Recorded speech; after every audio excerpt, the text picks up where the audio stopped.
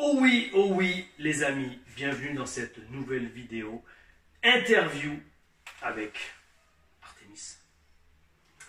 La première et la seule arbitre française, j'ai toujours envie de dire catcheuse, je ne sais pas pourquoi, arbitre française à être sous contrat avec la WWE, donc rien que ça, j'applaudis, respect total. Merci. Respect doublement total parce que nous sommes le soir du premier jour de stage avec la HCP, Héritage Catch Professionnel, ouais, on le dit en même temps. Et franchement, on a eu une super journée avec les stagiaires. Et donc doublement respect parce que, donc, bon, tu vas en parler un peu, tu vas te présenter, il n'y a pas de problème. Mais cette journée m'a fait encore plus respecter le métier d'arbitre, encore plus au niveau WWE comme tu l'as. Donc franchement, je le redis, respect total et merci d'être là ici pour cette interview. Merci de m'inviter sur ta chaîne YouTube. Ben oui, il n'y a pas de problème, merci d'avoir accepté.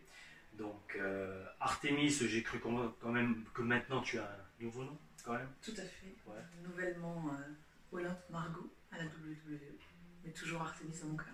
Ah, ben voilà. Depuis la méthode, alors on va commencer comme ça. Donc Artémis, d'où ça vient ce nom? C'est moi.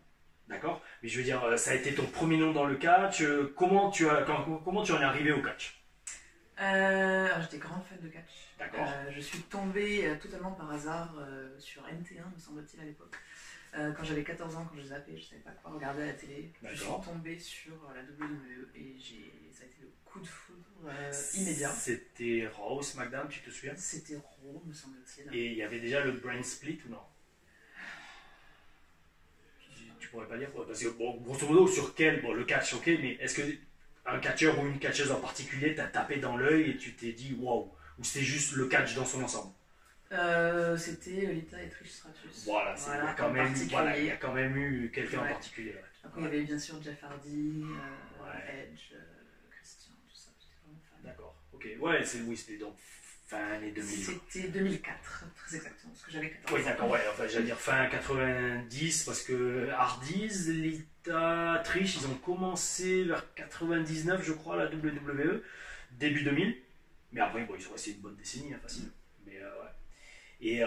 Et donc, bon, tu allumes ta télé, tu tombes sur du catch, et qu'est-ce qui t'a attiré le plus? Ça a été donc le charisme de ces superstars, ou ça a été quand même aussi l'action que tu voyais dans le ring, la communion avec la foule?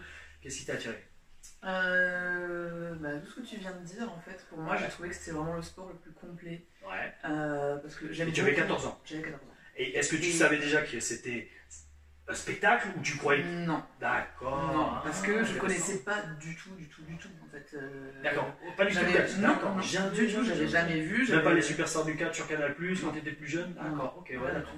Okay. Donc je suis vraiment tombée là-dessus, et oui, au début, je pensais que c'est du MMA, quoi. Pas du MMA, mais voilà, oui, on se comprend. Du MMA spectacle, quoi.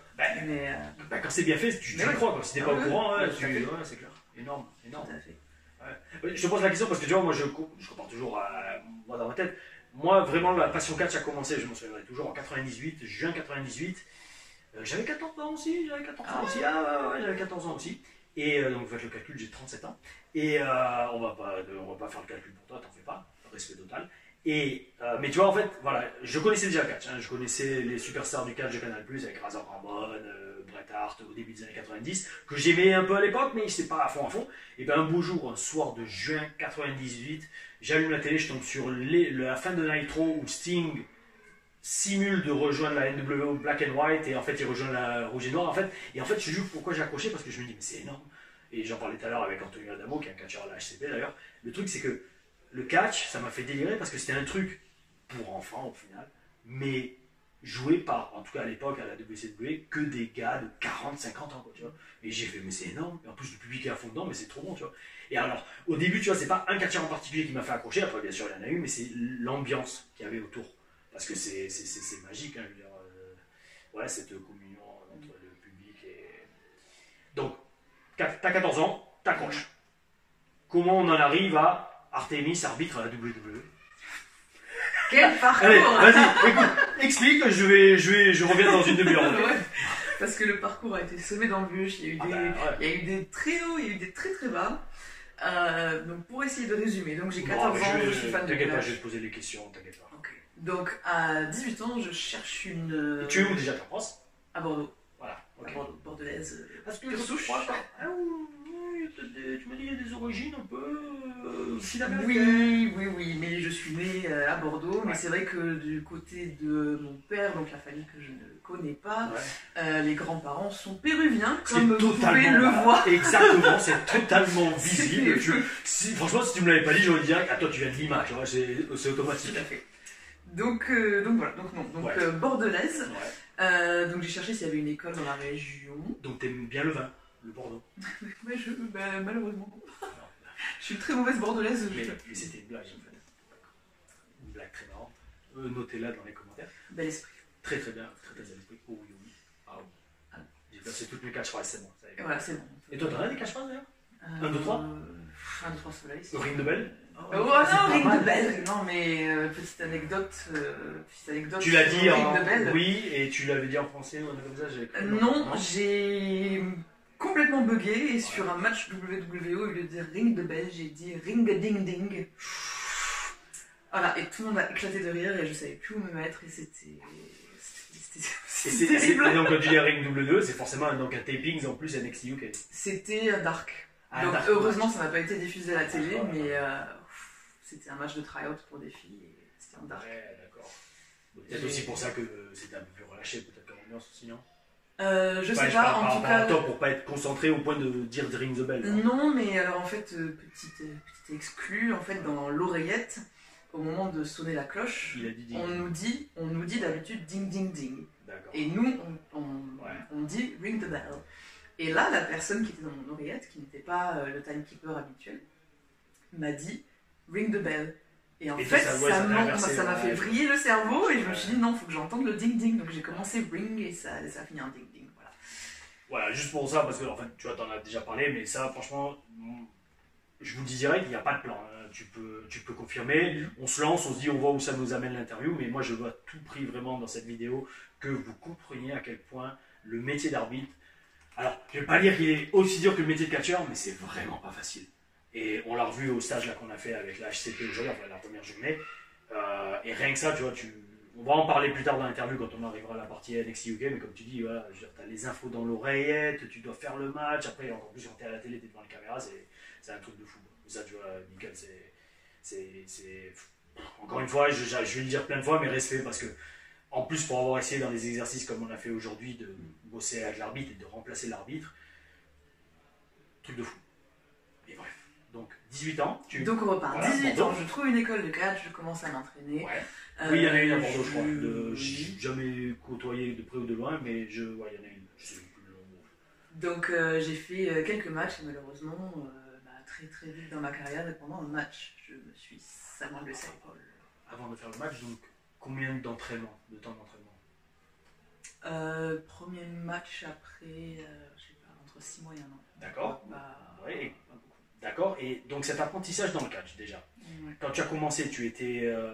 Alors, tu es super impatient, tu te dis oh, trop bon, tu allais à chaque entraînement super motivé, ou alors ça a été quand même une douche froide de se rendre compte que putain, c'est pas facile, on va y aller doucement, il y a eu pas mal de blessures au début, comment ça s'est passé? Non, super motivé. Par contre, Ouais. en fait, je suis allée à mon premier entraînement en me disant je veux apprendre à faire Le moonsault. ce que Lita fait à la télé. Ouais. Non, moonsault, moi j'ai jamais été à. Mais Lita faisait le moonsault. Oui, mais moi je connaissais mes limites, je savais que la tête en arrière c'était un truc que je ferais jamais. Tes seules limites seront dans ta tête. Oui, mais D'accord.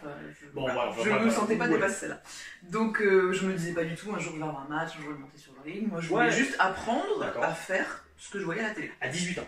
Ouais. Alors attends, excuse-moi, je recadre parce que voilà, bon, je me posais les bases. Donc, déjà, primo, cette école, elle était loin de chez toi? D'accord. Sur la région bordelaise. D'accord, ouais, bon, ça, déjà, t'as eu énormément de chance, parce qu'en général, on a toujours à faire de la route, donc ça, t'avais de la chance. Maintenant, on va pas se mentir, de toute façon, pour ceux qui te suivent sur Instagram, moi je le mettrai en dessous, en sous-titre, sous-titre, ton Instagram, qui est, je crois, Olympe Margot WWE, non? C'est ça? Sur Instagram, ouais. J'ai voulu le mettre sur Twitter, c'était trop long, figure-toi. Ah Il y avait trop de caractères, donc D'accord. c'est Olympe Margot sur Twitter. Voilà. Bon, pour ceux qui te suivent, ou maintenant qui vont te suivre sur Instagram, on voit quand même que tu es vachement in shape. Quand in shape, c'est-à-dire que tu as une très bonne condition physique, notamment grâce à beaucoup de temps passé en salle de sport. Est-ce qu'à l'époque, tu étais déjà à fond dans le sport comme ça? Alors, j'avais pas le physique que j'ai actuellement. D'accord. Tu avais un passé de sportif? Oui. D'accord. J'ai fait beaucoup d'arts martiaux, j'ai commencé les arts martiaux à 4 ans. Oula, faut pas t'embêter, alors ça tu me l'as jamais dit en plus. C'est vrai, tu l'avais dit? Non, je suis sûr. J'ai commencé Aikido à 4 ans. D'accord. Après, j'ai fait du Viet Vo Dao à 11 ans. Alors déjà, art martial vietnamien. Voilà, c'est bien précisé parce que j'ai posé la question, super. Et basé sur quoi? Sur les strikes, les coups, les projections, comment? J'aurais pu te dire, il y a beaucoup de bâtons. D'accord, ok, c'est comme ça. Ouais. D'accord. Ok.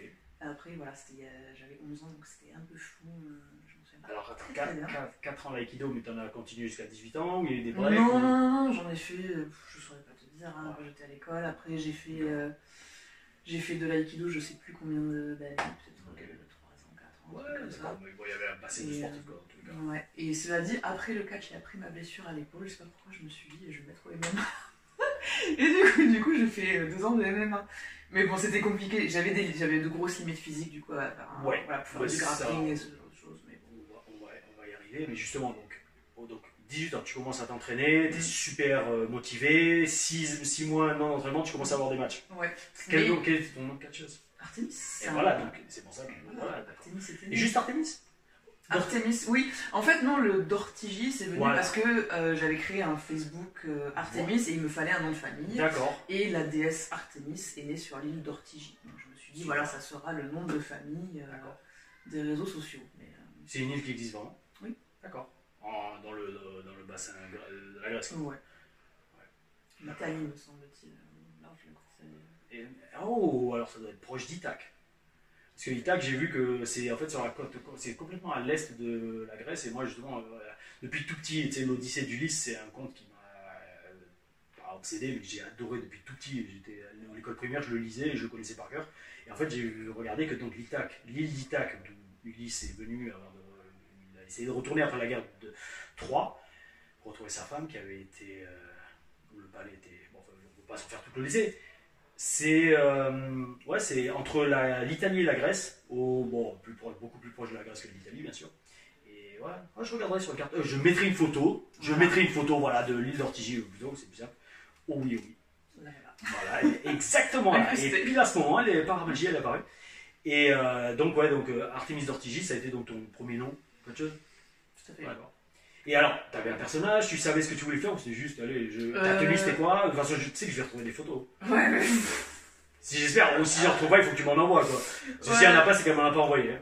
Non, mais alors, je savais que je voulais être il, je voulais être la méchante. Je voulais être complètement l'opposé de ce que je suis dans la vie. Parce que surtout à l'époque, j'étais extrêmement timide, je souffrais vraiment d'anxiété sociale, mais vraiment. Et donc tu t'es dit, pour lutter contre ça, autant être en petite tenue devant le public. Non, alors j'étais pas en petite tenue, j'étais quand même vachement couverte. D'accord. Mais c'est-à-dire, si je trouve pas de photo, t'avais quoi comme. Alors, j'étais tout en noir, j'avais une sorte de débardeur, une grosse jupe. D'accord. Et. Ça me dit quelque chose. Ouais, et des espèces de covers un peu assez larges, un peu comme Mélina à l'époque, mais version dentelle noir et argent. Parce que excuse-moi de te poser la question, mais donc c'est en quelle année ça? Ça, c'était entre 2009 et 2011. D'accord. Parce que j'ai complètement arrêté en 2011 après l'opération. D'accord, ouais, je sais que de tête, déjà, comme on va le dire sûrement, j'avais reconnu un show, tu faisais la sécurité, parce que, en fait, moi à l'époque, 2009, ça faisait quoi, 3 ans que je catchais, j'étais à la WS, mais je gardais toujours un œil sur ce qui se passait sur Biz, que ce soit Facebook ou MySpace, t'avais MySpace? Ouais, j'ai MySpace. Voilà, en fait, j'avais dû le voir aussi sur MySpace. Et pour ceux qui ne connaissent pas, alors ça je suis sûr qu'il y a un paquet de gens qui ne connaissent pas, de jeunes qui ne connaissent pas MySpace. MySpace c'est l'ancêtre de Facebook, de Twitter, et qui était... Tu peux avoir tes meilleurs amis sur ton profil. Tu pouvais me mettre une musique. Hein, ouais, c'est vrai. C'est un peu fou, quand on a pu mettre la musique sur le profil, c'est énorme. Moi j'ai mis un fond d'écran, je crois NW ou DX, je sais plus. Et c'est sur MySpace que j'avais contacté Fergal David quand il était allé à New Japan en 2006. Voilà, sur MySpace, j'avais dû te voir. J'avais dû voir déjà qu'il y avait une école sur Bordeaux. Et je pense que comme à la WS, Flèche me disait toujours regarde un peu les talents en France. Je gardais un œil sur ça et j'avais dû, parce que franchement, et surtout à l'époque, c'est quand même très rare les catcheuses. Ouais, non. Ouais, mais c'est pour ça que j'ai eu mon match qu'après. Et d'ailleurs, c'est un match entre une autre femme ou... Ouais, mais en fait, pendant mes 6 premiers mois d'entraînement, j'étais la seule fille dans l'école. Donc j'entraînais avec les garçons. Et sur les 6 premiers mois, du coup, j'étais manageuse. Oui, bon, c'est. Voilà. Peut-être aussi parce que t'avais pas. Alors, encore vraiment le niveau pour avoir un match aussi. Oh, mais j'ai jamais eu le niveau, je te rassure. Modeste. Non, mais vraiment. Oui, bah après. Vraiment. Sans être méchant, je sais pas, moi je dis ça comme ça, mais après tout dépend aussi de l'apprentissage que tu as et des efforts que tu mets, tu vois, c'est un ensemble, tu vois, je veux dire, j'ai envie de dire, n'importe qui a son premier match va te dire, j'ai pas le niveau pour catcher, pour être vraiment sur le show, à moins de suivre une formation intensive, tu vois, et une formation qui vraiment t'apprend les bases super solides du métier. Personnellement, chez Lens, on faisait 5 fois par semaine pendant 12 semaines. Donc, on a appris les prises pendant 6 semaines et les 6 autres semaines, c'est des matchs. Donc, t'inquiète pas que mon premier match en show, j'avais déjà 6 fois 5, 30, au moins une vingtaine de matchs sous la ceinture et des vrais matchs, tu vois, de 5-10 minutes. Donc, ouais, c'est. Donc, tu avais une tenue débardeur noir, une grosse jupe, des covers, tu m'as dit un peu comme Elena, en noir, voilà. Et donc tu as ces quelques premiers matchs, donc entre 2009 et 2011. Est-ce que tu kiffais, est-ce que tu t'amusais, est-ce que tu étais trop stressé ou comment ça se passait? Oui, j'étais stressé. Ouais. Mais qu'est-ce que c'était fun de se faire huer par le public. C'est l'une des meilleures sensations, franchement. Et très important, je pense aussi pour quelqu'un qui veut commencer le catch, c'était quoi ta musique d'entrée?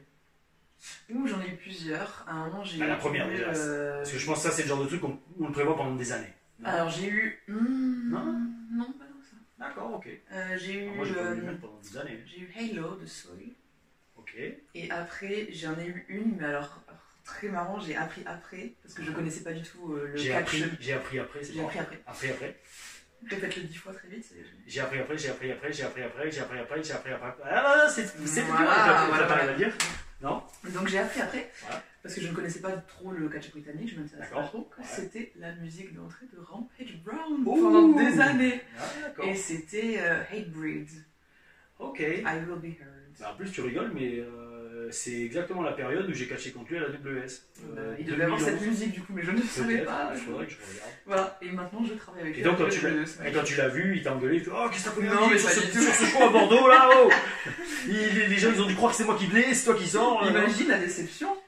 Non, mais tu sais, c'est un conseil. Alors, ça, c'est un conseil pour tous les jeunes qui veulent faire du catch. En 2006, je suis chez Lens, j'apprends le catch et je fais ouais, est-ce que. Je lui dis, parce que tu sais, à l'époque, il y avait eu la résistance, René Dupré, tout ça, je lui dis, est-ce que ce serait une mauvaise idée ou est-ce que tu me conseilles de sortir sur le thème de la résistance sur un show à l'étranger où je suis français, tu vois? Et Lens, il m'a donné une réponse, et c'est ça qui est excellent quand tu es formé par des mecs, comme c'est le cas pour les gens qui font le stage à la HCP aujourd'hui, quand tu es formé par des mecs, des femmes, des professionnels qui ont vraiment l'expérience et qui ont bossé dans les plus grandes fédés, Lens m'a dit direct, non, ne fais pas ça, parce que si tu mets la musique de la résistance, les gens vont croire que c'est René Dupré et Sylvain Grenet qui arrivent. La résistance, bon, ceux qui connaissent, c'était en 2003, peut-être il y en a qui n'ont jamais entendu parler. C'est deux Québécois qui faisaient les Français, je mettrai une photo, à la WWE. Donc pour les Français, c'était un sacrilège. Que les deux Québécois, eux, prenaient un Français, tu vois. Mais bon, à l'époque, je pense pas qu'il y avait vraiment de Français qui avaient le niveau pour y aller. Bon, bref. Et Lens m'a dit, non, ne fais jamais ça, parce que les gens vont croire que c'est René Dupré et Sylvain Grenet qui arrivent, et ils vont être super déçus, et voilà, c'est une mauvaise vague, tu vois. Donc peut-être ce jour-là, les gens à Bordeaux ont cru que c'était Rampage Brown qui allait sortir. Et je te dis, le public de Bordeaux, je pense qu'ils ne connaissaient pas Rampage Brown, malheureusement. Non, ils avaient vu Tom Larifal dans le Zénith, c'est le Zénith de Bordeaux qu'on avait fait. La patinoire de Bordeaux. La patinoire de Bordeaux? Il n'y avait pas de Zénith à Bordeaux. Il n'y avait pas de Zénith? Non, ils ont créé une arena récemment, mais tout se passait à la patinoire à l'époque. Mais c'était une grande salle. Ouais, c'était une grande salle. Oui, ça faisait partie d'une tournée de Zénith, on va y arriver. Mais donc, voilà. Entre 2009 et 2011, tu fais tes matchs, tu t'éclates, c'est super d'être heal, t'as pris la musique à Rampage Brown. Bon, arrive une blessure, mais avant qu'on en arrive à la blessure, quel souvenir tu gardes de cette interlude? Parce que je pense que, d'après ce que j'ai compris, même si, bon, je ne connais pas exactement les détails, ta blessure, ça a été un gros stop à ce niveau-là, dans le momentum que tu avais pris dans ta carrière. Mais donc, avant d'en arriver à la blessure, quel souvenir tu gardes de cette période? Surtout aujourd'hui, vu ton parcours et ce que tu fais aujourd'hui. Oui, un bon souvenir positif. Après, j'essaie de pas trop penser au passé parce que voilà, la blessure, c'est fait. Et par exemple, je me dis jamais, et si j'avais continué en tant que catcheuse, tu vois, c'est des trucs, ça sert à rien de penser à ça. Exactement. C'est fait, et du coup, ça m'a permis quand même de rebondir, de devenir arbitre et d'atterrir à la WWE. Est-ce que j'aurais atterri à la WWE en tant que catcheuse? Voilà, exactement. Exactement. Bah, c'est comme moi, hein, NXT, je me suis déchiré les croisés le premier jour d'entraînement. Sans ma blessure, j'aurais pas fait manager, peut-être pas fait manager, et sans être manager, j'aurais peut-être jamais été à la télé à NXT, parce que j'ai commencé en tant que manager, tu vois, donc c'est, voilà, comme tu dis, le passé, faut pas y penser. Ok, donc, c'était quoi cette blessure, si tu peux en parler? Ouais, alors... Comment c'est arrivé, voilà. En fait, mon épaule était assez instable, mais je m'en étais jamais... La gauche ou la droite? La droite. En fait, les deux, mais surtout la droite. Okay. Et, mais ça me posait pas de problème, en fait, elle craquait de temps en temps. Okay. Et en fait, pendant un match... T'avais une blessure comment c'est de...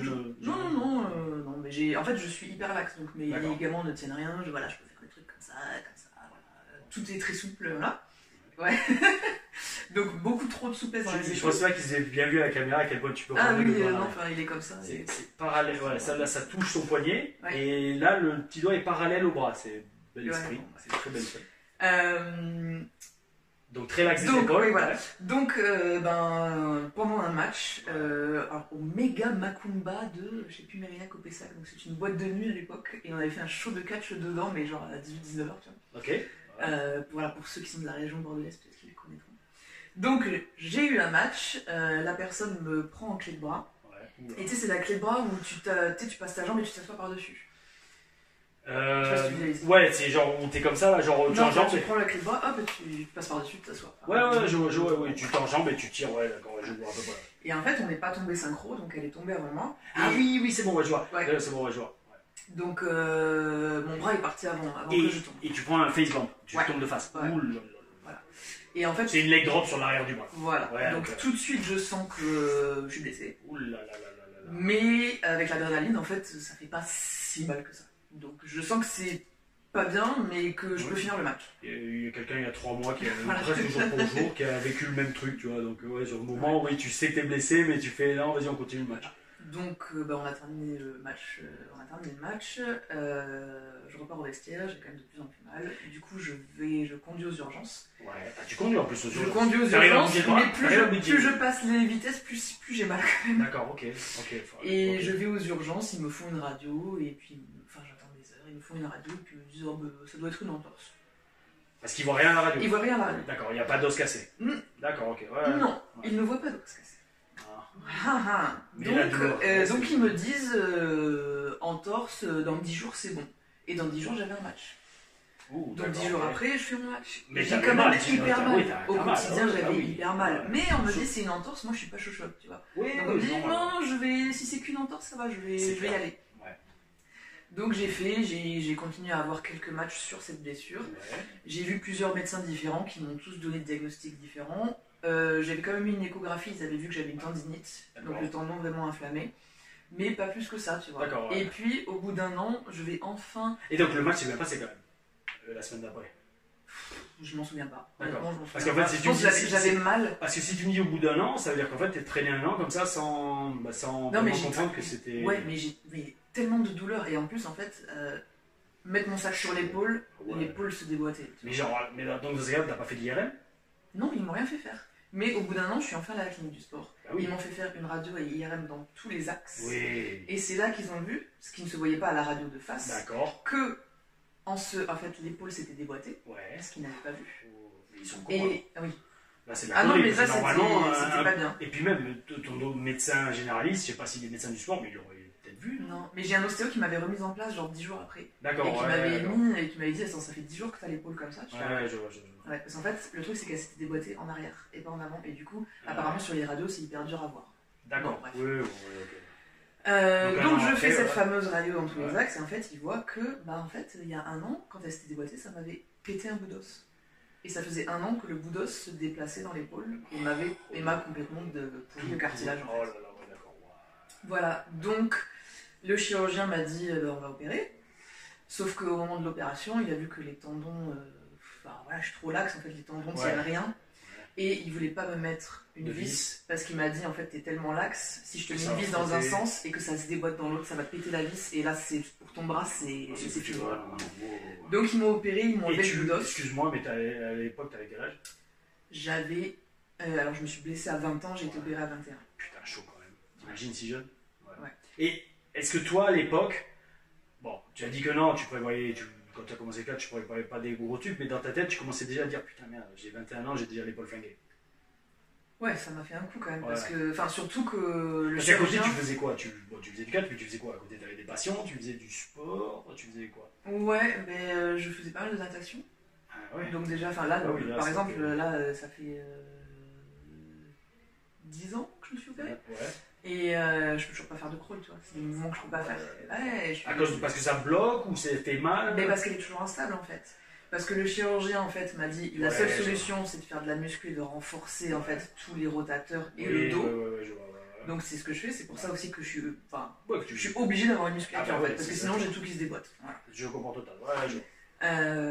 Donc voilà, mais ça a été assez violent en fait le check-up post-op parce qu'il m'a dit plus de sport à part le. Oui, mais ça, à part ils disent toujours ça. Ouais, mais pour toujours, tu vois. Oui, Moi ça m'a fait un gros choc. Tu sais, je dis toujours cette histoire pour ceux, j'ai jamais dit sur la chaîne, je pense, mais à 16 ans, en fait, moi personnellement, j'ai une malformation dans mon dos, dans le bas du dos, qui fait que, bon, pour faire très très simple et schématiser, c'est pas exactement ça, parce que j'en ai parlé récemment avec l'ostéo qui s'occupait de mon épaule. C'est pas vraiment ça, mais moi on m'avait expliqué ça comme ça, c'est mon bassin, ma colonne n'est pas attachée à mon bassin en fait. Il manque un morceau de cartilage, pile poil où passe le nerf sciatique, c'est une malformation qui existe, et chez moi c'est inexistant, c'est-à-dire qu'en fait c'est tout la masse musculaire qui tient tout en place. Donc forcément ça crée un déséquilibre de surmenage du bas du dos, et ça m'a déclenché des crises de sciatique à 25 ans. Bon, maintenant ça va, j'ai tout renforcé, donc toujours du bois, tout va très bien, mais j'écoutais mon kiné à 16 ans, il me disait, il m'a dit, texto pour moi, ouais, bon, toi par contre avec ça, les sports de contact, vaut mieux oublier quoi. Ben, mec, fuck off, tu vois, parce qu'au final, si on est sérieux, si on renforce, si tu fais ce que tu as à faire, tu vois, avec le sport et tout, le mec qui dit t'as fini sport, yo, gentiment, on y reviendra, mais t'es probablement la personnalité féminine impliquée dans le catch, probablement peut-être dans la meilleure forme physique du business français, tu vois. Donc, je veux dire, voilà, quand vous avez des blessures et genre, oh, le sport c'est fini, non, voilà, il faut y aller, attention, on va faire le con, faut pas y aller comme un bourrin, s'entraîner là où on a mal, mais les limites, c'est dans la tête. L'esprit contrôle la matière. Oh oui, bel esprit. Bon, je l'ai quand même écouté pour le niveau catch parce que. Ouais. Voilà. Oui, donc j'ai quand même arrêté le catch, après j'ai continué. Bah, surtout à 21 ans, t'as pas l'expérience, peut-être ça t'impressionne et tu fais. Alors, à l'époque, est-ce que t'étais un peu gavé quand même par rapport à ça vis-à-vis du catch ou t'as eu quand même. Ah, j'ai tout dégoûté. D'arrêter le catch? Ah ouais, mais c'était un des gros drames de ma vie. Hein. D'accord, ok, ouais, non, je t'inquiète pas, je comprends totalement. Ouais, okay. C'était très très très très dur. Ce qui est super de voir, excuse-moi de te coupe, mais ce qui est super de voir qu'en plus t'es quelqu'un de passionné à la passion. Ouais. Parce que des fois il y en a, bon après c'est très rare quand même. Bah, il faut pour quand même. En France, mais aux États-Unis, combien tu vois de gars qui font du catch, ils s'en foutent en fait. Ouais. Enfin, ils s'en foutent parce que c'est juste des anciens footballeurs, des trucs comme ça, quoi. Mais c'est super, hein, moi, respect total, encore une fois. T'es passionné, en plus t'es dans la situation dans laquelle tu es aujourd'hui, c'est top. Et donc, bon, bref, vis-à-vis de cette blessure, arbitre. On te l'a proposé, c'est toi qui as choisi, comment ça s'est passé? En fait, au départ, je me suis dit, qu'est-ce que je fais? Est-ce que j'arrête totalement? Mais dans ce cas-là, j'arrête de regarder parce que c'est trop dur. Ah oui, ça c'est trop dur de voir des gens faire ce que tu veux faire. Et voilà. Soit je reste impliqué, et en fait, moi je voulais absolument être dans le ring. Ouais. Et dans le ring, il n'y a pas 36 options. Hein. Bah, pas soit t'es catcheuse. Non, ça m'intéresse pas. J'ai essayé pour des shows, j'ai fait. Mais surtout en plus, gentiment, bon, alors, je me souviens qu'à l'époque, t'étais pas du tout comme maintenant. Tu ne me craches pas. non, mais gentiment, mais tu n'étais peut-être pas aussi in shape, enfin aussi athlétique. Et tout ça, j'allais dire, en fait, présentatrice, tu présenterais super bien. Avec une super robe de soirée, aux cheveux blonds, le micro, une robe à paillettes, franchement, voilà, mais bon, à l'époque, est-ce que c'était une vibe que tu sentais? Apparemment, non. Non, mais en plus, à l'époque, j'avais encore quand même cette timidité maladive, tu vois. Donc, et là, du coup, j'aurais plus été en personnage, j'aurais été présentatrice, ça aurait été moi. Présentatrice, il y a quand même un gros morceau de être quelqu'un que tu n'es pas dans la vraie vie. Enfin, voilà, ouais, mais du coup, t'es pas méchant, tu vois, t'es gentil, et du coup, si quelqu'un te boue, c'est que t'es nul. Tu vois ce que je veux dire? Et déjà, je l'aurais super mal pris. Oui, mais. Alors que quand t'es méchante et qu'on te boue, c'est que tu fais bien ton job. Ouais, c'est sûr. Ouais. C'est rare de huer la présentatrice, à moins qu'elle écorche vraiment les noms. Non, mais tu sais, avec le stress, ça aurait été possible de complètement paniquer. C'est sûr. Donc, j'ai été arbitre. Donc c'est toi qui as choisi. Ouais. Ce qui n'était pas du tout évident à l'époque, puisqu'il n'y avait pas de femme arbitre à la télé. Si vous entendez un bébé, c'est juste la fille de William Wolf, chez qui on tourne cette vidéo. Donc voilà, pas de panique, hein, les enfants sont pas maltraités, c'est juste la petite, elle a quelques mois, 2 mois je crois. En septembre. Voilà, donc, ouais, c'est ça, 2 mois, c'est ça. Et elle fait des mauvaises nuits en ce moment, donc voilà. Ils sont dans la chambre juste à côté. Ce soir, on va continuer, de toute façon, normalement, il y a le micro, donc on n'entendra Oui, pas trop. peut-être que ça s'entendra pas, Oui, mais nous on entend. mais si vous entendez, oui, bel esprit. Alors donc, tu disais, donc, tu es un arbitre, et moi je te demandais, est-ce que donc c'était ton choix personnel? Oui, c'était mon choix, et donc je disais... Et tu es toujours en France? J'étais en France, Bon, ouais. et il n'y avait pas d'arbitre femme en Europe, du tout. Et il n'y avait pas d'arbitre femme à la télé. 2011, c'est ça? 2011. Ah, 2011. d'accord. Donc... Oui, en plus à la télé. Bon, peut-être sûrement sur des petites fédés indépendantes, ça existait au Japon, il devait... Au Japon, il y en avait une, parce qu'en fait j'avais regardé. J'avais D'accord. cherché pour voir est-ce que ça existe, parce que je savais même pas que ça existait en fait, il n'y avait que des Excuse-moi, hommes. Excuse-moi, mais alors c'est peut-être une mini aussi, j'allais dire exclusivité, en tout cas pour ceux qui le savent pas, c'est que tu as été donc déjà la première. Alors il faudrait faire des vérifications, mais officiellement, parce que je suis quasiment sûr que, peut-être pas en 2011, mais je sais que Shana avait arbitré des matchs à la WS parce qu'elle était blessée, et donc là je voulais l'utiliser, donc voilà. Mais tu as donc été, peut-être, on peut le dire, peut-être de façon safe, désolé si on se trompe, mais la première arbitre féminine du 21e siècle, en Europe. Bah, professionnel, de toute manière, c'est sûr et certain. En Europe, oui, en Europe, ça c'est vrai, je ça c'est officiel. Ouais. Je suis la seule, j'ai été la D'Europe, première, ouais, et je suis la seule. Ouais. Et même, très belle j'ai envie de te dire que si on exclut la Mais Grande-Bretagne, puisqu'ils ont quitté l'Europe, n'est-ce pas, après le C'est Brexit, vrai. je suis la seule arbitre professionnelle en Europe, hommes et femmes confondus. Quand je dis professionnel, c'est personne qui en vit. C'est ça. Et oui. C'est ça. Et Personne puis, n'en vit en Europe. alors, même, et d'une part, et puis deuxièmement, tout simplement, de la WWE. Ouais, ça. Bah, déjà, vraiment, vous avez été la seule, et la première et seule française, en arbitre, bien sûr, et donc non anglaise, ouais, donc européenne. Ouais. Ah, c'est. Ben, bravo, doublon, bravo. Merci.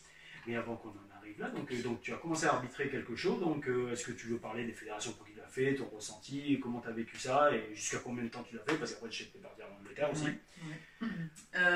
J'ai arbitré pour des fédérations dans la région bordelaise. Ouais.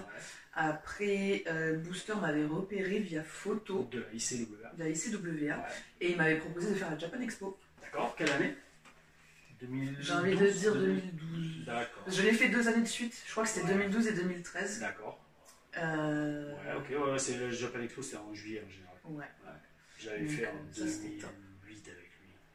Avec Daniel Brian Danielson maintenant, et Nathan Master, et Colby. Colby avec qui tu as fait une interview, je crois que tu me dis. Oui, tout à fait. Très bon arbitre, il gérait bien. D'où l'importance de toute façon d'avoir un bon arbitre, ça aussi on va en parler. Mais avoir un bon arbitre c'est vital. Et je m'en souviens, Colby, je l'avais demandé exprès à la WS, j'avais dit franchement, on avait fait un gros match avec David Michel, champion de France et tout, il me fallait un super bon arbitre. Et à la WS, bon, on avait des arbitres old school, assez âgés, qui comptaient à genoux, enfin voilà. Je fais non, là on a un gros match, on a plein de faux finishes, il faut un arbitre qui bouge. Quoi. Et on avait fait venir Colby. Donc je ne te connaissais pas à l'époque. Ah ouais. Tu m'avais pas envoyé ton CV? Non. Mais par contre, c'était vu sur un show. Oui. C'était 2011 ou 2010? Bah déjà, à quelle année tu as fait de la sécurité? Parce que tu faisais la sécurité en plus. Alors j'ai commencé, voilà, au-delà de mes études, j'ai été agent de sécurité à partir de 2008. J'avais 18 ans quand j'ai commencé. D'accord. Pour payer Ok. mes études. Alors, c'était pas en Donc, c'était parce qu'on a fait des tournées dans les grosses salles, mais si c'était une patinoire, c'était pas en début 2009. On a fait. Et je retrouverai, je m'en bats les steaks, je mettrais patinoire de Bordeaux, show de catch. C'était soit le choc des gladiateurs, soit les stars du catch européen. C'est des tournées qu'on a fait avec la WS. Et donc, je m'en souviens, je crois que la salle était rouge, les murs étaient rouge ou orange. Orange. Rouge ou orange. Je suis sûr qu'on a dit orange en même temps. On verra la vidéo, je mettrai peut-être un ralenti. Le replay. Ouais, si j'ai la flemme, allez, je m'en fous, je mettrai replay maintenant. Rouge, les murs étaient rouge ou orange. Donc on l'a dit en même temps. Et j'espère. Et tu vois, je signe les autographes. Et alors, t'étais à côté de la table. Et je te regarde et je dis, tu fais pas du catch, toi? Et tu me dis oui. Et je me souviens de ton pseudo. Après, arrête-moi si je me trompe, mais je me souviens de ça. Et puis ouais, et je fais. Après, ça s'arrêtait là. Hein. On était en train de signer les autographes. Ouais. Il y avait les fans qui faisaient la queue. Ouais. Mais tu te souviens de cette interaction avec Tom Larifa de l'époque? Ah où? Je suis pas sûre. Je me souviens de t'avoir vu, par contre, je Ouais. me souviens pas du dialogue, quoi. Bah, de toute façon, est-ce qu'il y avait une autre catcheuse que toi à Bordeaux à ce moment-là qui faisait la sécurité? Non. Non, c'est sûr, c'est toi. Non, c'est sûr, c'est toi. C'est sûr, c'est toi. T'étais les cheveux un peu plus foncés. Ouais, c'est possible. Ouais. Après, j'avais les cheveux attachés. Oui, quand je ouais, boxais. non. Ouais, je me souviens, je suis, ouais, c'est pas toi qui fais du catch. Parce que, comme tu disais, alors, attention, non, si tu catchais encore, c'était avant 2011. Ouais, ça devait être 2010. Parce que je me souviens que je te connaissais en tant que catcheuse par arbitre. Ouais, donc c'est ça, donc ça doit être 2010. Ouais. Comme quoi, on va voir le monde est super team. Et ouais, donc ouais, tu commences à arbitrer. Déjà, et alors, est-ce que au final, t'aimes arbitrer? Oui. D'accord. Ouais. Et t'aimes parce que c'est le fait d'arbitrer qui te plaît ou c'est parce que tu es quand même toujours dans le ring malgré ta blessure? Les deux, et en plus, je suis vraiment aux premières loges pour voir des super matchs tout le temps. D'accord. Et ça me fait travailler avec des personnes avec qui j'aurais jamais partagé le ring en tant que catcheuse. Ben oui, c'est sûr. Parce que tu peux pas faire un match avec, je sais pas, Finn Balor ou des trucs comme ça. Alors, exactement. Maintenant, comme tu dis, bon, Booster t'avait contacté notamment pour la Japan Expo. Est-ce que de ces premières années en tant qu'arbitre, il y a un match ou un catcheur qui, quand tu l'as vu catcher ou que tu as bossé avec lui, finalement, tu te dis, wow, il est super bon, ou alors des souvenirs comme ça qui viennent dans ton esprit? La Japan Expo, c'était Kana en fait, d'arbitrer. C'est quoi son nom là? Ah, Asuka. Asuka. Ouais, d'accord. Kana à l'époque, je sais plus si Oui, c'était Kana, oui, parce que moi, 2013. au début, c'était Kana, et Kana, c'est un mot, quoi. Non, en fait, c'est Non, non, Asuka, c'est son nom, ouais. C'est Kana, son c'est son nom, nom, ouais. ouais. Et je pense que Oui. à la Japan Expo, c'était la première fois que je travaillais avec des gros names en fait. Ouais, en plus, c'est surtout le Joshi, c'est un truc de fou. Ouais. Les catcheuses japonaises, c'est les meilleures catcheuses au monde. Je sais pas comment elles font d'ailleurs. Et tu sais que c'est ancien. Je le dis souvent, notamment quand j'ai des catcheuses, des apprentis catcheuses en stage. Yo, regardez le catch japonais féminin et même des années 90. Ouais. Bull Nakano, j'ai vu la dernière fois sur Instagram, tu sais, elle a un compte Instagram, je la suis. Elle a mis des photos d'un match de 90 où la meuf, elle fait une descente de la cuisse du sommet d'une cage. Même les mecs font pas ça, quoi. Dire, la meuf, elle est au haut de la cage, hop, photo dans les airs, et elle atterrit en descendant de la cuisse sur une autre catcheuse japonaise qui est super bonne, j'ai oublié son nom par contre, mais super connue aussi. Les catcheuses japonaises, c'est des folles. Enfin, des folles dans le bon sens du terme. Elles te font des bridges où elles ont la tête qui touche les pieds. Elles sont impressionnantes. En plus, maintenant, tu dois bien le voir avec Meiko, qui est à NXT UK. Ouais, donc tu avais la Japan Expo, je pense, gros souvenir, et bon souvenir parce que tu bosses avec les japonaises. Niveau indie français ou même indie européen, est-ce que tu avais bossé avec des noms qui t'avaient stand out, qui avaient essayé de te démarquer Du coup, j'avais arbitré un très jeune Tristan Archer. Qui a une très très belle carrière maintenant. C'est bien vrai, ouais. Parce que lui, il a commencé, je crois, si je dis pas de bêtises, en 2010, il me semble. 2010, il est allé chez Lance. Donc c'était, ouais, il venait de commencer à l'époque. Ouais, il avait 1 ou 2 ans sous la ceinture. Ouais, d'autres noms? Parce que là, pour l'instant, t'es qu'en France. Oui. D'accord. Jusqu'en 2014, j'étais exclusivement en France. Tu as fait aussi FFCP? Oui. Voilà, ouais. Je me souviens de ça, j'avais vu qu'il t'avait nommé président de la FFCP pendant Marc Mercier. Mais ça c'était tout début 2014. Ouais. Et c'était avant que je prenne la décision de partir en Angleterre. Et du coup, j'ai été président 3-4 mois, donc j'ai pas eu le temps de faire grand chose. Mais, Et t'avais fait quand même. Du coup, combien de temps t'as resté à la FFCP? Parce qu'il tournait bien à l'époque. Maintenant plus personne tourne, mais. Ouais, je sais plus en quelle année il m'a booké pour la première fois. Après, on avait fait la tournée des arènes dans le sud de la France. Ça, c'était une sacrée expérience. Tous les soirs pendant 13, 14, 15 jours.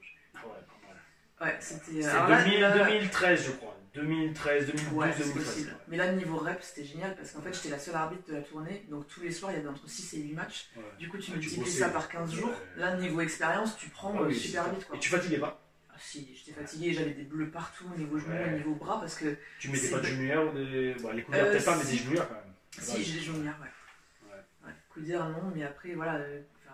C'est bête, mais mine de rien, arbitre, on tape tout le temps, on fait que ça. Ah ouais, bah, et si le ring est un peu dur, ouais. Donc, grosse tournée des arènes dans le sud, super méga expérience. Mais tu m'as dit, donc, tu nous as dit en 2014, England. Ouais, parce qu'en fait, 2014, j'ai fini mon master. Ok. Master en quoi? Master en psychologie du travail et des organisations. Très intéressant, mais ça, je pense que c'était la dernière année. Master, donc c'est Master 2. Ouais. D'accord, donc wow, Bac plus 5, bel esprit, tu me bats. Moi, je suis juste Bac plus 4, maîtrise. Attends, j'ai fait un deuxième master en Angleterre après. Ouh, c'est une tête. Et il faut être une tête pour être arbitre, parce que c'est vrai que c'est très compliqué. Alors, attends, donc psychologie du travail, c'est-à-dire déjà la première année, donc la licence, les 3 premières années, c'était en quoi? Alors j'ai fait licence de psychologie de la santé. D'accord. Spécialisée psychologie du sport. D'accord, et après tu es parti plutôt en psychologie du travail. Ouais, parce que c'était très compliqué d'accéder au master clinique. Et du coup, il y avait plus de place en psychologie du travail et j'ai fait psychologie du travail. C'est intéressant. Ouais, ça t'avait attiré ou si tu savais pas quoi faire? Non, si, c'était intéressant parce que du coup, ça ouvrait énormément d'opportunités. Niveau stress au travail, burn-out, ce genre de choses. Ouais. Est-ce que ça t'a permis d'en apprendre sur toi? De ce que tu apprenais à l'école, notamment en psychologie? Oui, ça peut toujours s'appliquer sur soi. Ça m'a permis d'analyser une personne de mon entourage, c'est pas mal aussi. Super. C'est pour ça que j'adore lire des trucs de psychologie parce que, bon, après, comme si toujours, surtout en ce moment, j'en parle beaucoup, le cerveau s'est détaché quand même de l'âme, on va dire.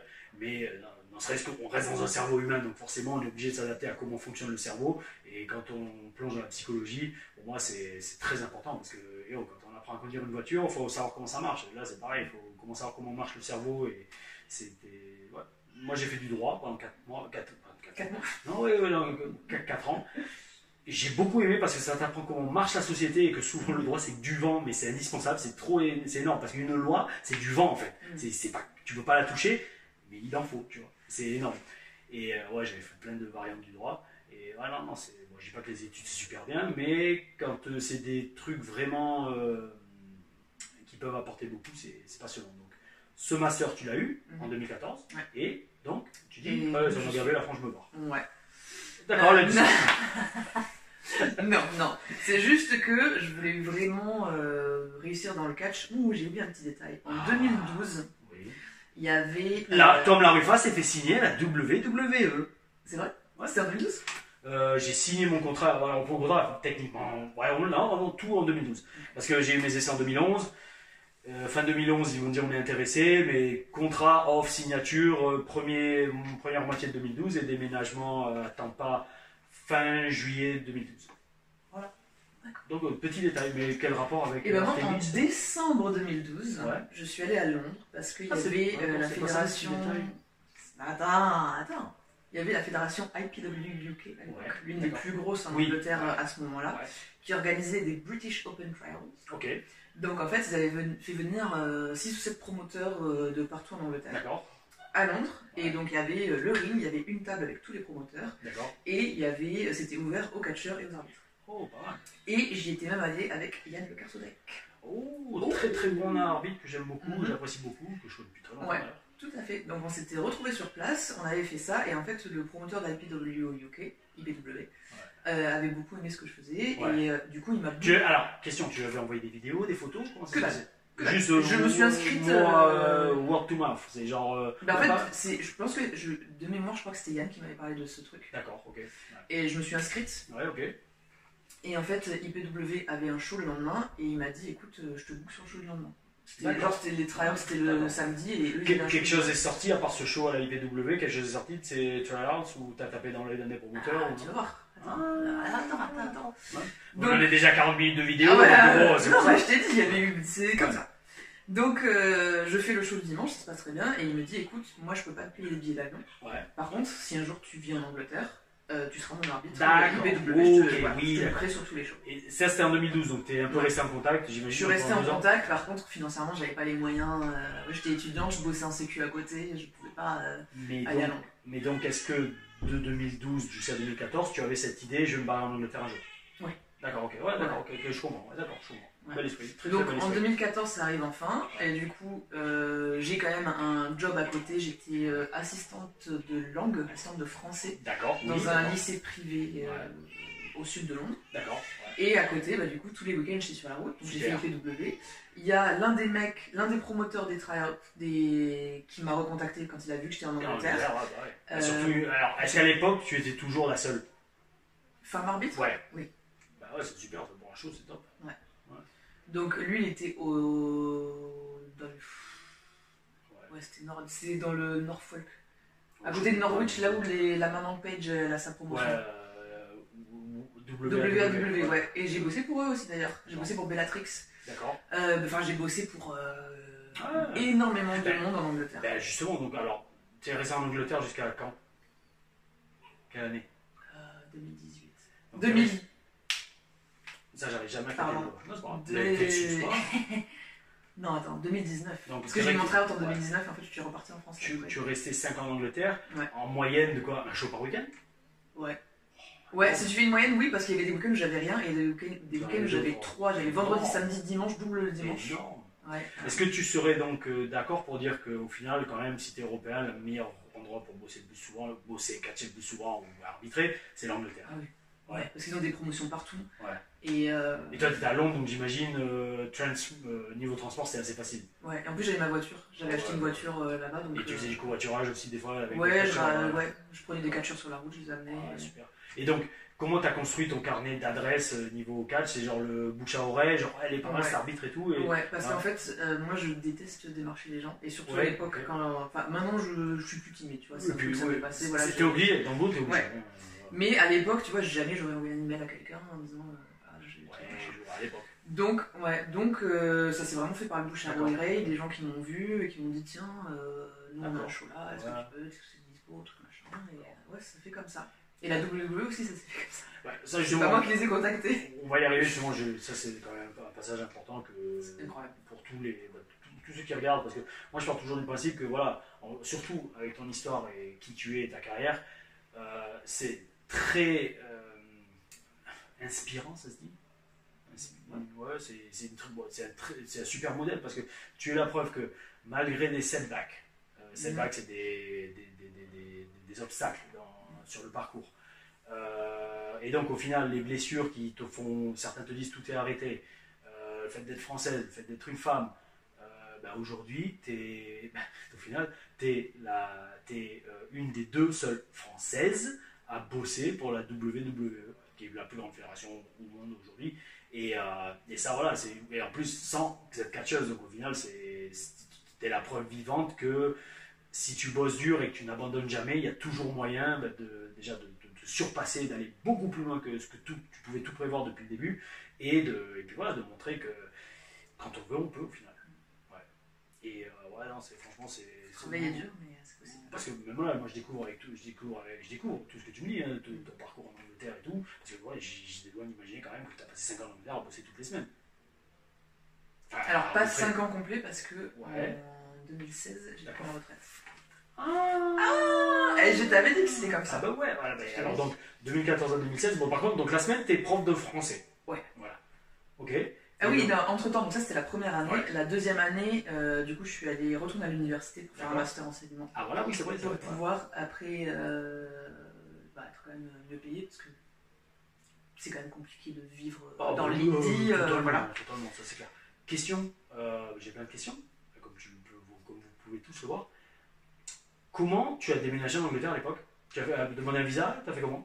Non, parce qu'à l'époque, le Royaume-Uni faisait partie de l'Europe. Donc on pouvait juste y aller, s'installer, et voilà. Donc moi j'ai mis toutes mes valises dans ma voiture. D'accord. Je suis partie avec ma petite Ford Fiesta. Ouais. J'ai pris le tunnel, pas le ferry. Pas le ferry. Et puis moi, je suis restée. Quand je t'avais acheté pour Dixon en 2009, ouais. Le ferry. Et en plus j'ai une de mer. Ça dépend, non, c'est pas si long que ça, c'est quoi, 2 heures je crois? Non, c'est plus. Ah si. Si tu prends à Dunkerque, tout au nord, et que tu arrives au sud de l'Angleterre, 2 heures. Bon, le plus rapide que j'ai jamais pris, c'était 3h30. Hein. Ouais, 2 heures, 3h30, c'est pareil. Attends, tu rajoutes 1h30, quand t'as le mal de mer, c'est beaucoup. Ah oui, si t'as le mal de mer, c'est sûr, mais si t'es un vrai guerrier, c'est bon, quoi. Ça passe, 1h, 2 heures, 3h30, c'est. Pas en mer. Pas en mer. Ouais, pas en mer. Voilà, c'est ma faiblesse. C'est son point faible. Vous la voyez, vous lui jetez de l'eau. Je pourrais jamais faire un show sur un yacht, par exemple, comme nos amis ont fait. Non, il le faut. Ouais, mais attention, le bateau n'était pas en mer, il était à quai. Ah. Ouais. Antonio Adamo et William Wolf qui ont catché à Gibraltar, ça ils l'ont dit toute la journée. Hein. Premier show de catch à Gibraltar. Ouais. Et donc c'est sur un bateau, un paquebot, et en fait c'était un paquebot à quai, pas comme la cruise de Jericho. Master en enseignement. Donc alors déjà tu déménages là-bas, tu as ton visa. Non, t'as pas de visa. Bien sûr. En fait c'est nickel, tu allais, tu t'installes, c'est bien l'esprit. Ce que malheureusement tu ne peux plus faire depuis le Brexit. C'est dommage. Moi je conseille à tous ceux qui veulent vraiment beaucoup d'expérience, surtout aujourd'hui avec le Covid. Bon, l'Angleterre je pense que ça reste quand même un très bon endroit pour apprendre. Après, c'est sûr maintenant ils sont plus dans l'Union Européenne. Je pense qu'ils ont eu raison. Frexit, ça serait pas mal, mais bon voilà. Et non, mais bref, ouais, donc tu te lances dans ce master. Et que donc tu pouvais faire des études aussi. Oui. T'avais pas besoin de. Ah oui, non. Et donc après, je décroche un job dans un centre pour enfants et adolescents autistes. Alors d'accord, excuse-moi, donc tu commences le master en fait. Comment ça se passe là-bas? Parce que tu dis, le master normalement c'est 5 ans, non? Bien. En fait, j'avais besoin de faire qu'un an parce que j'avais déjà un master. Ah ouais, d'accord, ok. Donc en fait, je pouvais juste faire la dernière année. D'accord, ouais, c'est bon. Ok, d'accord. Moi je croyais que tu repartais à zéro parce que c'était un truc complètement différent. Non, c'était juste un an et en plus il y avait énormément de temps en école en fait. D'accord, oui, sur le terrain. En stage entre guillemets. En stage. Ouais, d'accord, ça marche. Ok, d'accord. Et donc dans cette du école. Du coup, j'atterris dans cette école, voilà, et en fait ils m'ont proposé le job direct. Ils m'ont dit voilà, quand t'as ton diplôme. Parce que ça, j'imagine, déjà ça devait bien se passer et c'était quelque chose que tu appréciais. Oui, énormément. Et en plus, du coup, vu que j'avais un diplôme en psychologie, ça tombait hyper bien. Oui, c'est parfait. Parce que les autres profs qu'ils avaient n'avaient pas forcément. Enfin, ils avaient dû être formés sur le tas en fait. Ouais. Il y avait une correspondance quand même avec ce que tu avais en France ou c'est juste l'expérience et tes connaissances? Parce que par rapport à l'autisme? Non, par rapport au master en psychologie. Tu sais, en Angleterre, tu dis, oui, par rapport là où tu travaillais dans cette école, dans ce centre. Tu dis, en plus c'est super parce que j'avais mon master en psychologie. Oui. Mais est-ce qu'il y avait une correspondance entre les masters en psychologie français ça valait quelque chose en Angleterre ou c'est juste par rapport à ton expérience? C'est équivalent, mais. Oui, il y a une équivalence européenne des masters. Oui. D'accord, ok, ça va. Après, mon master en psychologie du travail des organisations du coup, ne m'a pas servi par rapport à l'autisme. Mais quand tu es en licence, tu abordes tous les cas cliniques pour l'autisme. Donc j'avais quand même des bases. Et après, de toute manière, l'école faisait des formations régulièrement. Ouais, complémentaires, des petits, d'accord. Ok.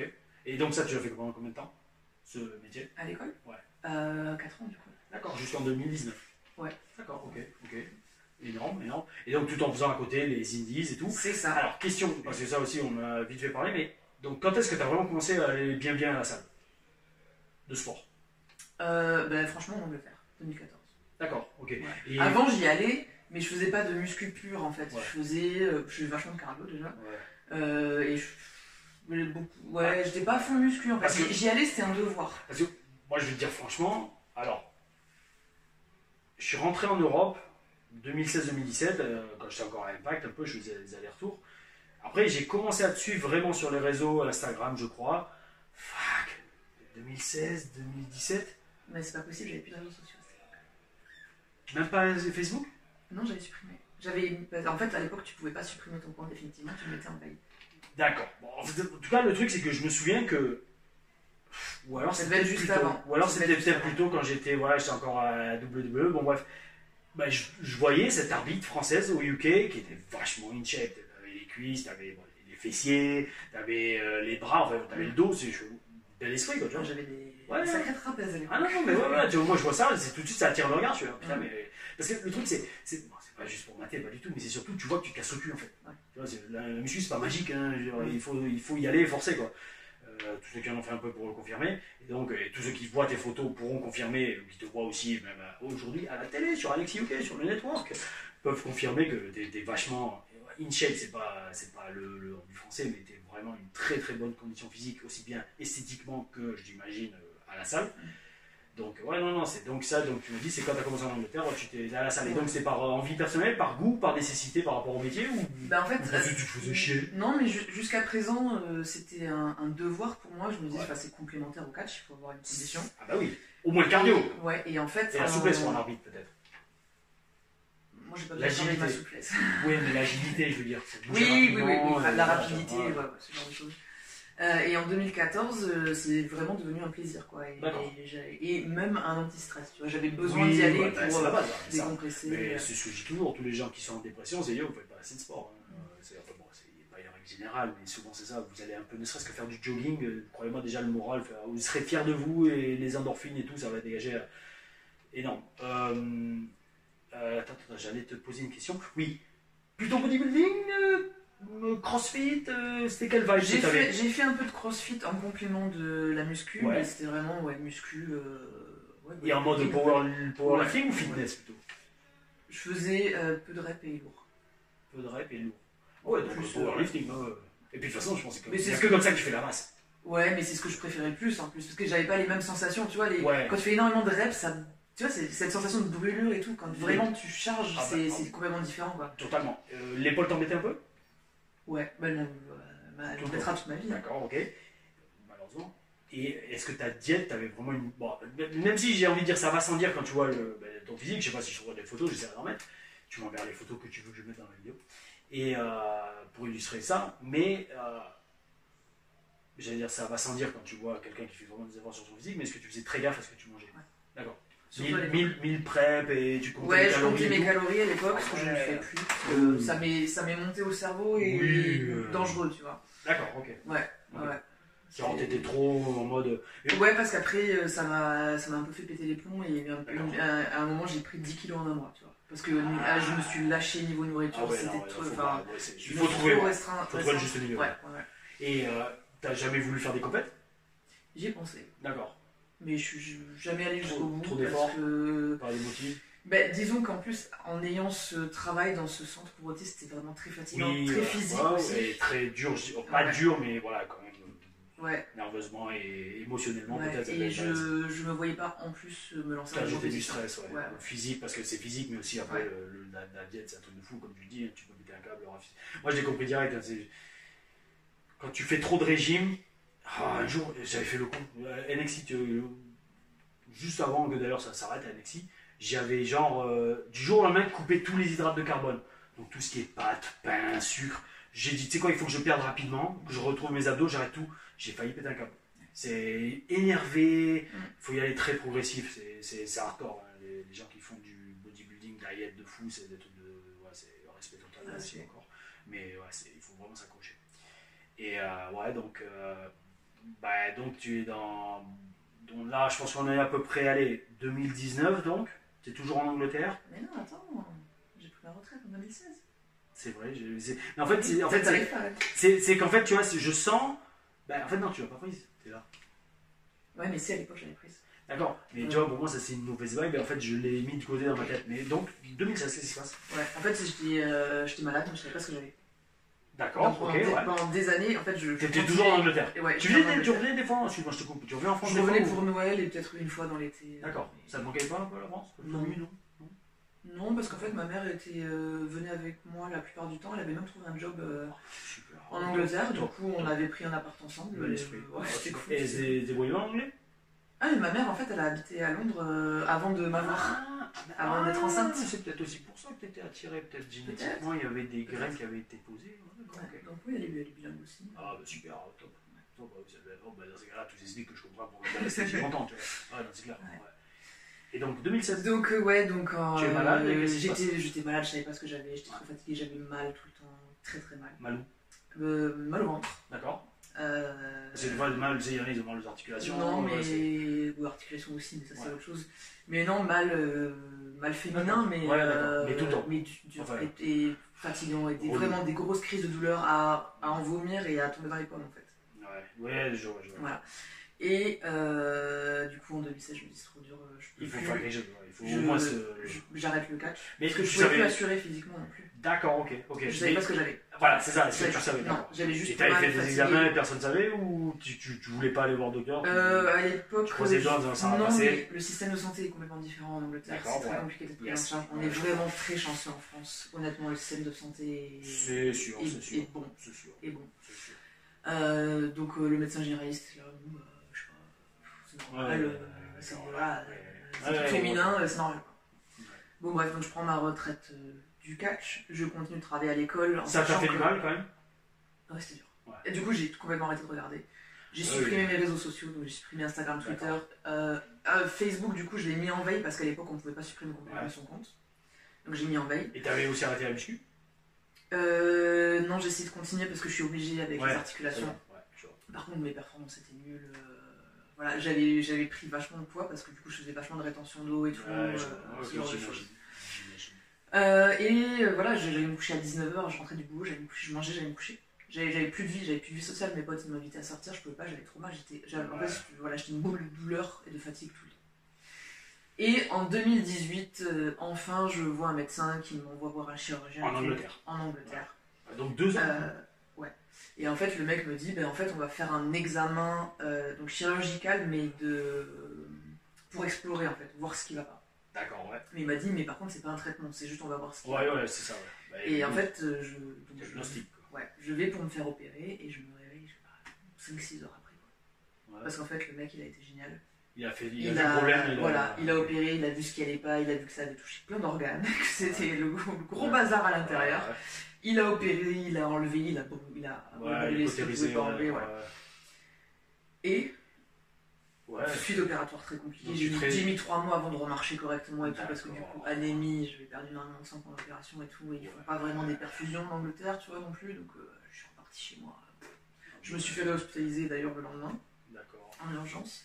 Mais bon, bref, ce mec m'a rendu ma vie. Parce qu'après, une fois que j'ai recommencé au bout de 3 mois à remarcher et tout ça, j'ai repris la muscu. Donc j'ai perdu 12-13 kilos après l'opération. Parce que je pouvais plus manger ni rien. J'étais une crevette. Oui, mais de toute façon, le truc, je pense déjà, avant l'opération, tu devais être quand même bien balèze dans le sens que tu devais avoir pas mal de muscles. J'avais du muscle et de la rétention, j'étais à 75 kilos. Ce qui est énorme. Ouais, quand je dis énorme, c'est pas dans le mauvais sens du terme, mais la plupart des catcheuses W2 font 50 kg. C'est ça, donc là c'est 25 kg de plus, tu vois. Sasha Banks dépasse pas 50 kg, quoi, tu vois.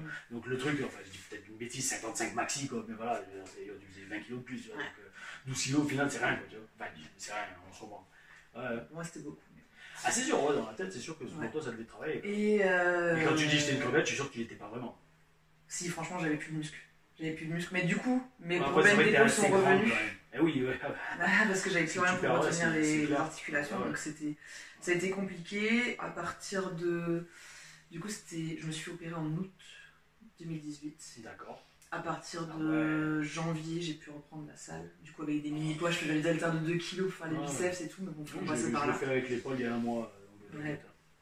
Et alors, question, excuse-moi, mais donc dans ces 2 ans, de 2016 à 2018, où tu es en retraite, bon, ok, tu regardais plus le catch, mais tu étais quand même en contact avec des catcheurs, potes ou catcheuses. J'avais coupé les ponts avec quasiment tout le monde. Ah ouais, carrément. J'avais juste gardé contact avec 2-3 personnes. D'accord, ok. Je voulais plus en entendre parler, en fait, c'était trop dur. Ben oui, ça c'est clair. Moi, je veux dire, franchement, quand j'ai été libéré de mon contrat WWE/viré, j'ai pu regarder la WWE pendant. Bon, après, c'est Impact, c'est différent, mais je pouvais pas regarder la WWE pendant des mois parce que je me disais, merde, j'aurais pu y être, je sais comment ça marche. Vraiment, c'est pas la même vibe, mais c'est le même truc. C'est quand on te met un gros frein à un truc, tu peux plus. Quand t'es vraiment, ça te mange à l'intérieur. C'est con, mais c'est un peu comme, j'allais dire, une ex ou un ex, tu vois. Quand ça s'arrête, t'effaces tout, quoi, tu vois. Sinon, ça fait trop mal. Et donc tu reprends un peu la muscu, voilà, en janvier 2019, je vais à un concert et je tombe nez à nez avec un catcheur qui venait juste d'être signé avec AEW, en sachant que AEW à l'époque n'avait pas encore été annoncé. Oui, d'accord. Voilà, ils n'avaient pas encore fait de conférence et tout, et du coup, il me dit AEW, c'est quoi AEW? Et il me dit, c'est la nouvelle fédération des Young Bucks, Cody Rhodes, truc machin, ils m'ont engagé, je pars aux États-Unis. C'était à Londres? C'était à Londres, ouais. C'était le concert de Parkway Drive à Alexandra Palace. C'est quoi comme style de musique, ça? C'est du métal. Pause. Donc, tu es une grande fan de métal, je crois. Absolument. Ouais. Vas-y, parle-nous un peu, parce que moi je connais rien du tout. Attends, je veux finir mon histoire. Mais on parle de métal. Tu veux qu'on coupe, on parle de métal? Moi je suis comme ça, moi tu sais, c'est les interludes, mais c'est comme tu veux. Si tu veux parler de métal, parce que moi j'y connais rien, donc là en fait je vais t'écouter, mais le cerveau sera envahi. Ouais, mais qu'est-ce que je dis plus? J'adore le métal. Quand j'ai eu 11 ans, je suis tombée sur un album de Marilyn Manson et ça paraît que le catch a été le coup de foudre. Et après, j'ai commencé la avec Marilyn musique, Manson, le style du gars, la couverture de l'album. La musique. J'ai jamais compris Marilyn Manson, je suis désolé, je m'excuse, mais. Non, la musique et le style. Et ça a été. Parce que c'est quand même un style de métal quand même assez soft par rapport à ce que j'écoute, ce que j'ai découvert après. Mais ça a été ma porte d'entrée vers le métal. Après, j'ai découvert Slipknot, donc j'avais 11 ans, j'étais fan de Slipknot. En général, surtout les portes d'entrée, les poignets sont en métal. Je suis fier de moi sur celle-là, bordel. Bon, bref. Donc, donc voilà, après, mes goûts se sont développés. À l'époque, quand j'avais 13-14 ans, j'écoutais vachement de black metal. C'est un truc que j'aime plus trop. Je suis plutôt death metal, des cris plus gutturaux, tu vois, plus profonds, qui viennent de l'enfer. Par politesse, je vais faire je vois, mais en fait. Je te ferai écouter. Ouais, non, moi je suis ouvert à tout, mais ouais, c'est. Après, attention, je mens pas, j'adore le métal, mais tu vois, plus le métal mainstream, pas bourrin, où il y a quand même une mélodie, tu vois, parce que pour moi, ça va être méchant. Mais les mecs, le truc où les mecs ils crient genre comme ça dans tout micro, c'est pas de la musique. Mais si. Oh non, c'est pas de la Mais musique. si, ça te prend au trip. Non, Manowar. Ouh, ça c'est du bon Manowar. Ouh là là. Oui, c'est bien. À la salle, t'as envie de tout casser quoi. Pas tout tout casser, avec mais tout casser, avec comme ça. Shoulder to Prevail, j'ai envie de tout casser aussi, tu vois. Oui, non, mais je respecte, mais non, moi je connais pas comme ça. C'est des énergies, c'est comme ça. Non, mais ouais, non, je comprends, mais ouais, Voilà mais, l'intérêt du métal. mais c'est pour ça que tu fais toujours ça aussi. Ouais, ça aussi. Ouais, voilà. Et ouais, bah, en fait, bon, on va reprendre. T'inquiète pas, j'ai noté que donc en 2019, tu rencontres ce catcheur au Voilà. concert. Mais, Mais donc, à part métal, t'as des passions dans la vie? j'aime beaucoup manger. Ce qui se voit pas au final. C'est pas comme si moi, quelqu'un qui me dit j'aime beaucoup Bah, faut manger. manger intelligemment. beaucoup manger. Non, mais non, j'aime la bonne gastronomie française et surtout du sud-ouest. Ouais. Et Ah, parce que, est-ce que ça reste une région proche de ton corps, de ton cœur? bien sûr, Le sud-ouest, ouais. la région bordelaise. D'accord. C'est pas vraiment le sud-ouest. Hein. Bien sûr que si, c'est Non, le sud-ouest, c'est rigoles ou quoi Biarritz. Pour moi, c'est Biarritz, le Non, sud-ouest. mais Bordeaux, c'est le sud-ouest, je suis désolé. Ouais, c'est le quart sud-ouest. Bordeaux, c'est un peu au nord. Pas du tout.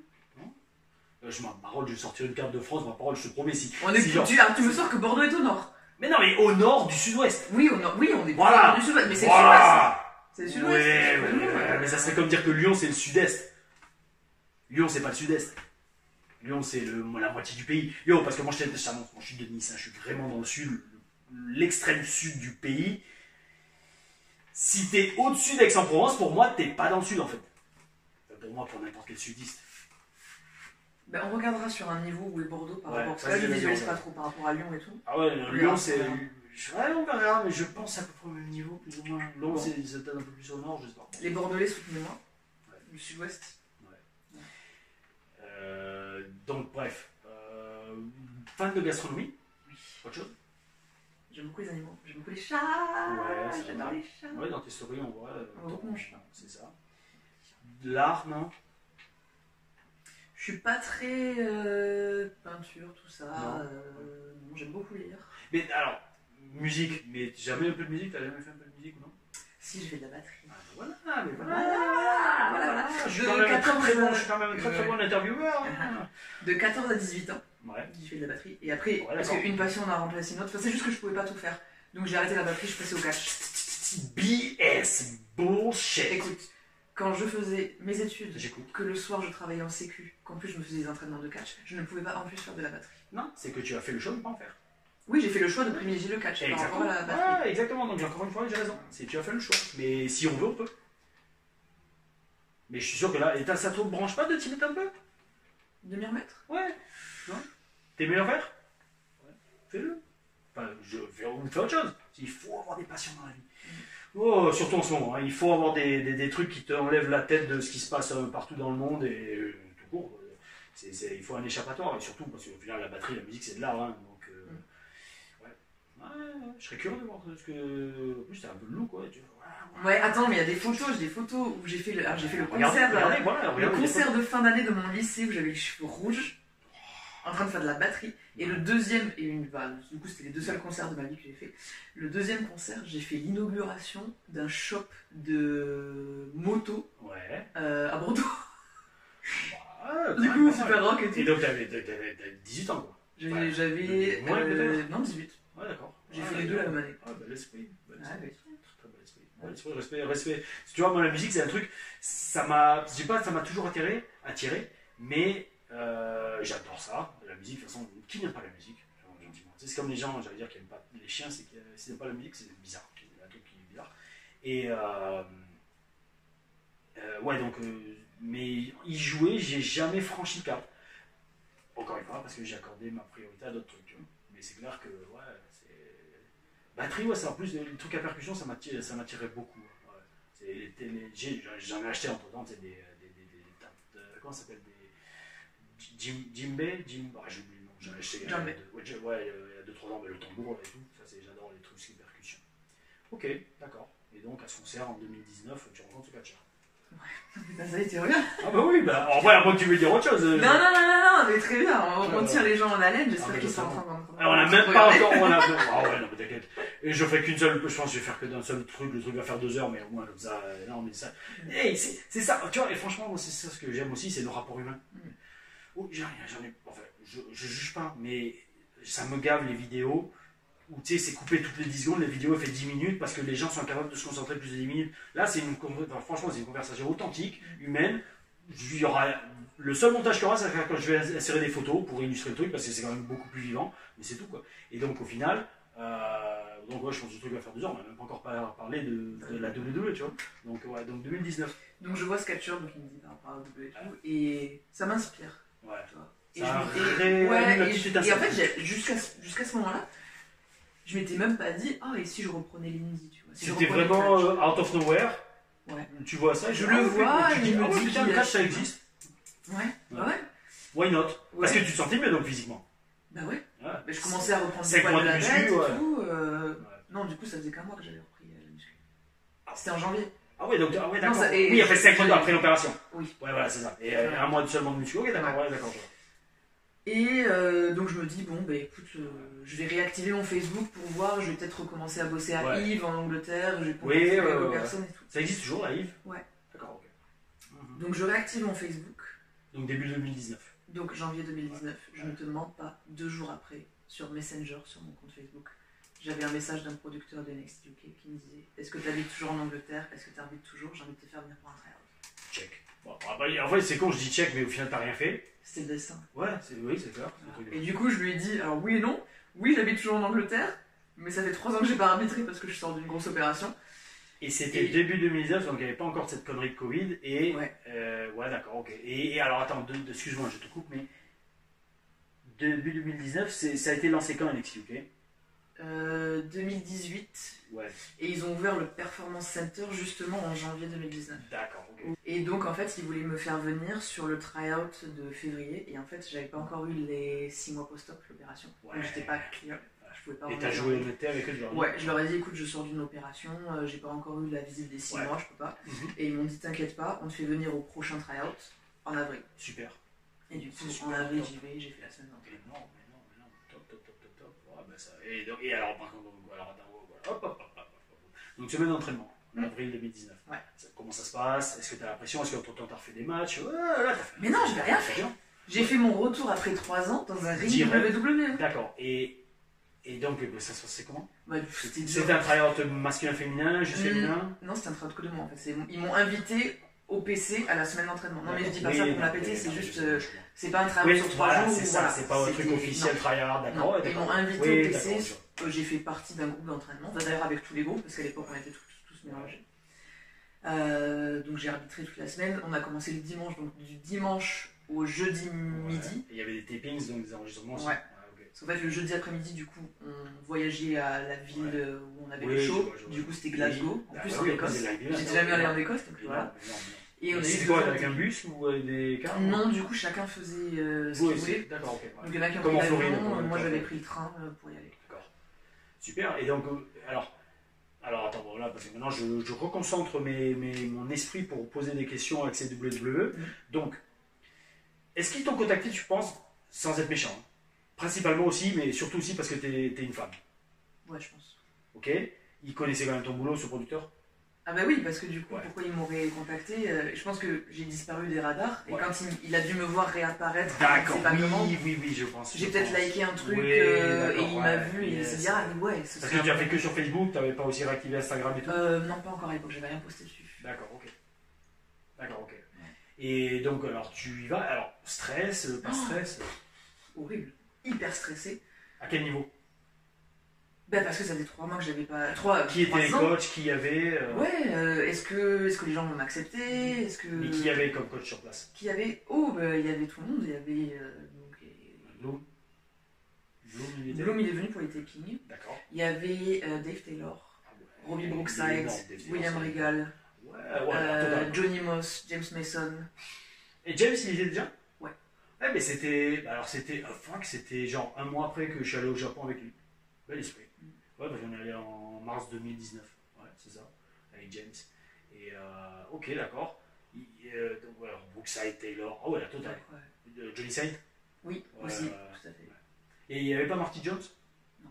D'accord. Je ne l'ai jamais vu au PC, Marty Jones. Je l'ai vu en invité sur des tapings, mais je ne l'ai jamais vu au PC. Ouais, ça marche.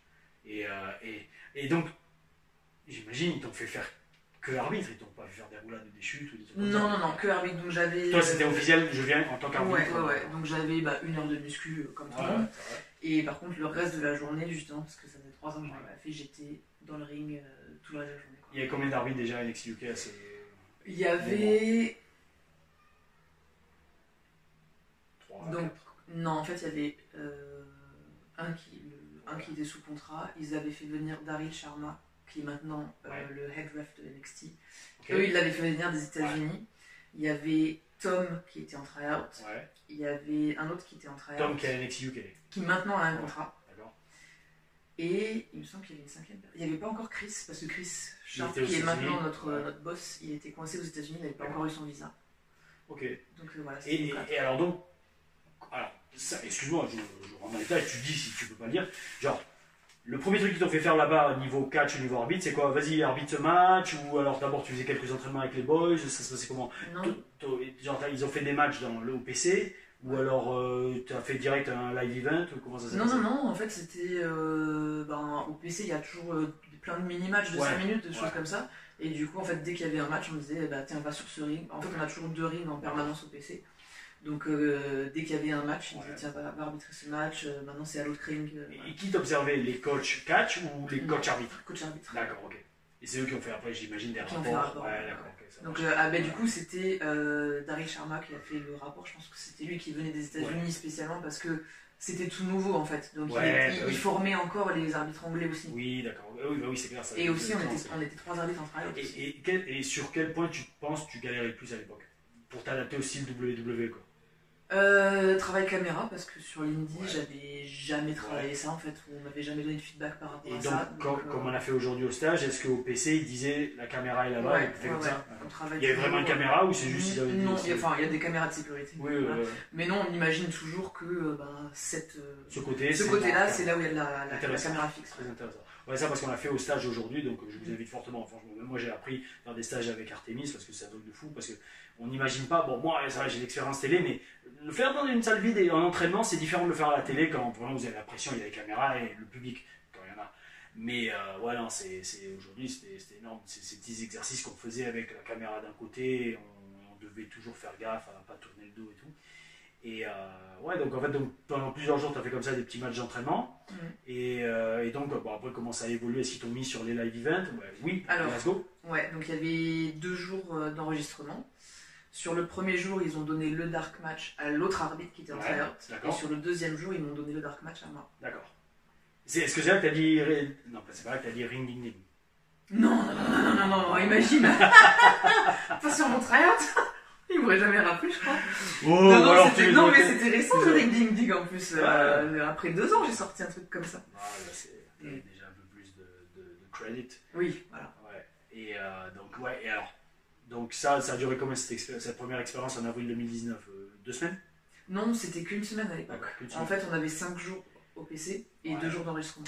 Est-ce que tu peux dire comment ça s'est passé ensuite d'un point de vue timing et administratif? Est-ce qu'ils ont proposé le contrat direct? Ils t'ont contacté 6 mois après? Est-ce que tu sentais que tu avais bien fait? Quand à la fin de cette semaine, tu fais bon, j'ai fait le maximum, j'aurais pas pu faire mieux. Ouais, et je me suis dit c'était dur, j'étais pas encore au niveau. Ouais, prête, parce que physiquement, j'avais pas encore. T'avais rien fait sur les indies, c'est comme si j'étais super rouillé dans le ring et aussi niveau muscu et cardio, j'avais vachement perdu. Je venais juste.